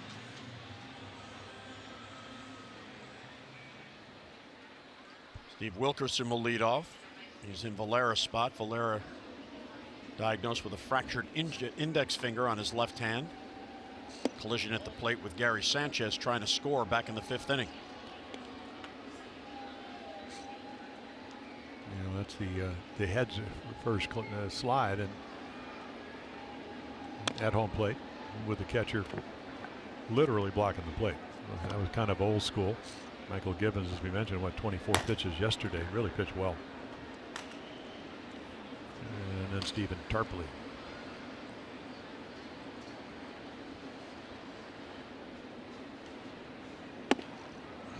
Good heater upstairs. Well, that's why I'm talking about Sessa. And again, you know, you just look at, if you looked at the radar gun pattern, you go, okay, this kid throws 94 to 96. Got a curveball, slider, changeup. But we saw hung a curveball. It cost him a run. There's another good one, but at this level, it's just, can you make quality pitches? You know, what kind of movement, and that spin rate comes into that. You know, if you're 3/4, the ball might have a little more movement. A lot of times, you know, it's funny when you're talking about spin rate. Sometimes some of the better pitchers have low spin rate because the ball sinks. Center field for Hicks. Yeah, there's the good hook. One down in the Oriole 9th inning.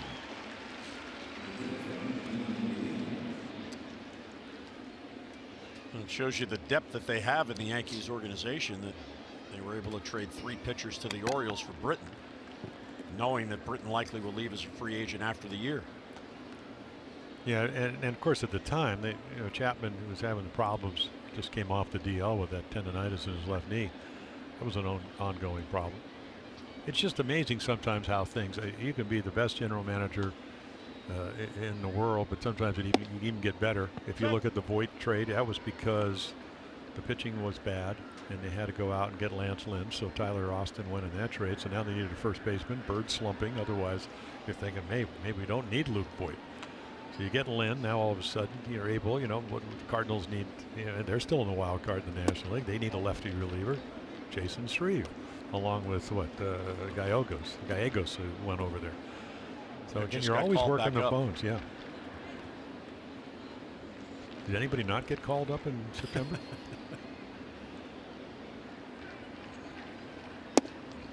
You want to hurt a player's self-image. Be on the 40-man roster and not be playing in September. I'd say that. Well, the other day in the Blue Jay series, they had 38 active. So I don't know who the other two are.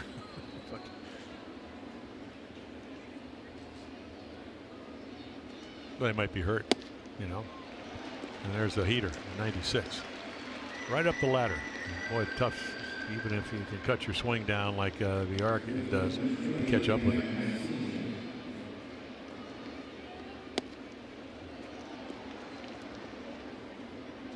So the third strikeout for Luis Cessa.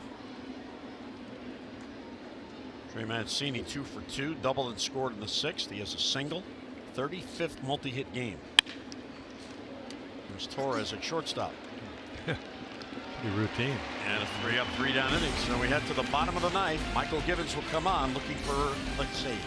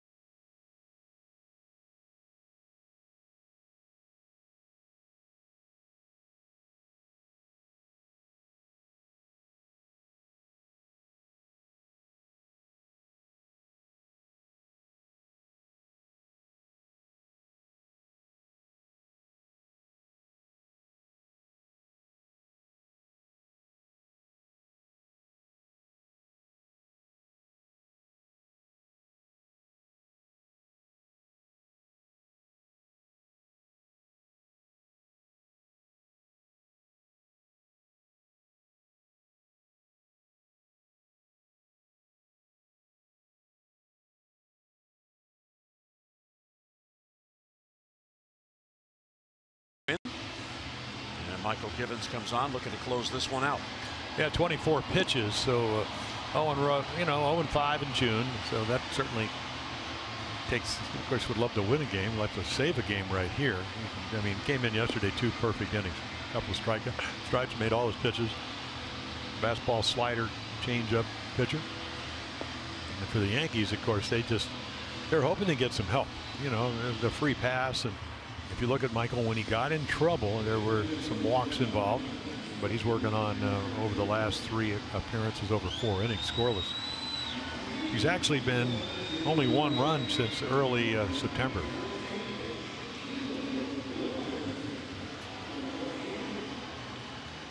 So 6 up, 6 down yesterday. And 8 out of 12 in the save department. So trying to make it 9 out of 13 here. Neil Walker will lead off. So the run that DJ Stewart drove in the 8th inning, just very big at the moment with the 3-run lead. Well, it just means they have to get a couple of guys on.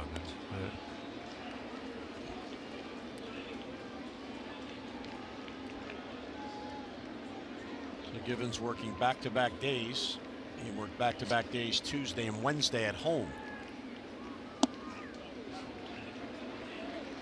His last save was Wednesday against Toronto. Well, it'd be interesting to see. You know, in the old days, if you were Neil Walker, you'd be taking a pitch here.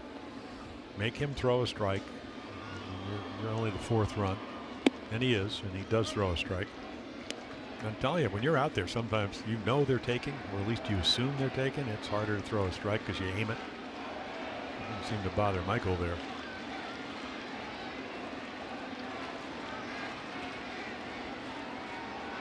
Pretty conventional defense against Walker. He's kind of old school in the sense that, you know, your shortstop used to always play up the middle. That's where VR is playing.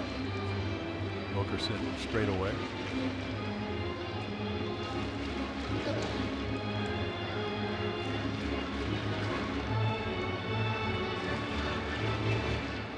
So the Athletics underway, and Minnesota got 2 in the top of the first. Jake Cave with a 2-run home run. Count goes full, 3-2.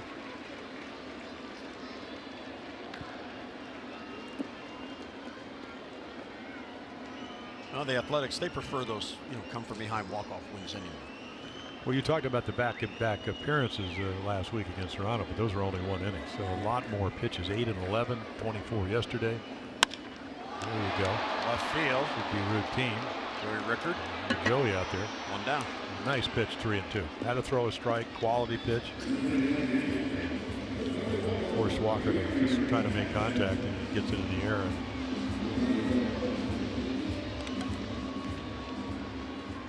So 2 more outs.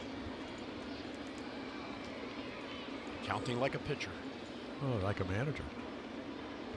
Well, we learned this, you know, in the old days when he faced the Yankees and they had Goose Gossage or Sparky Lyle. You know, they were going to pitch the 7th, 8th, and 9th. And if you didn't have the lead, unless Terry Crowley got the pinch hit off a Goose or something like that, you didn't have the lead going into the 7th inning.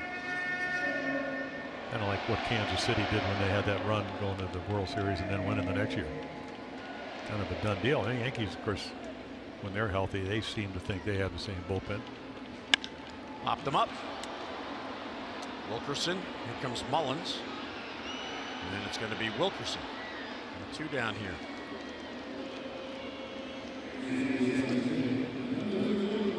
Well, if the Orioles end up winning this game, this is going to, I mean, they're only going to win if they win today, 1 of the 3 games, but they played their rear ends off. And I think if you're an Oriole fan or you're managing this team, you got to be pretty proud the way they showed up here, because they, you know, they can talk about it all the time how important these games are for the Yankees, as they are, but you still got to show up, be professional, play at a high level, and they've done that. The Yankees earned those first 2 wins, but they were not laughers. Well, the Orioles easily could have won both of those games. And again, the defensive play by Luke Voigt really saved the day yesterday. That would have been a 2-run base hit by Chris Davis. Well, you know, yesterday's game is so weird. When I was talking to Bobby Dickerson, he said if Lance Lynn doesn't cover on the bad throw by Sanchez, we get a couple more runs at it. As it turned out, because there's another base hit afterwards and whatever. But Lynn, that's why he sent him. He didn't think that the pitcher, because Sanchez forgot about the play at home. Ground ball. There's Wilkerson from his knees. He got him, and the ball game is over. And the Orioles take a big game from the Yankees. What a play by Wilkerson. Well, great range, great body control right here, and then from the knees. We saw him do this twice. Yesterday, a couple of outstanding plays. So a much earned win, down 3-0. They come back, and then again, this, what a way to end it right here. 6 unanswered runs for the Orioles as they once again out hit the Yanks. Well, we hope you can join us tomorrow as the Orioles open up a 3-game series in Boston. It'll be Dylan Bundy on the mound for the Birds, Nathan Eovaldi for the Red Sox. Our coverage on MASN begins at 6:30 with those extra presented by Ford, and then game coverage at 7 o'clock. Today's presentation telecast has been a MASN presentation. And now for Jim Palmer, Jim Hunter saying so long from Yankee Stadium in New York. Once again, our final scores: the O's salvage the finale, Baltimore 6 and New York 3. Tom and Rick, the happy recap. O's Extra comes your way up next.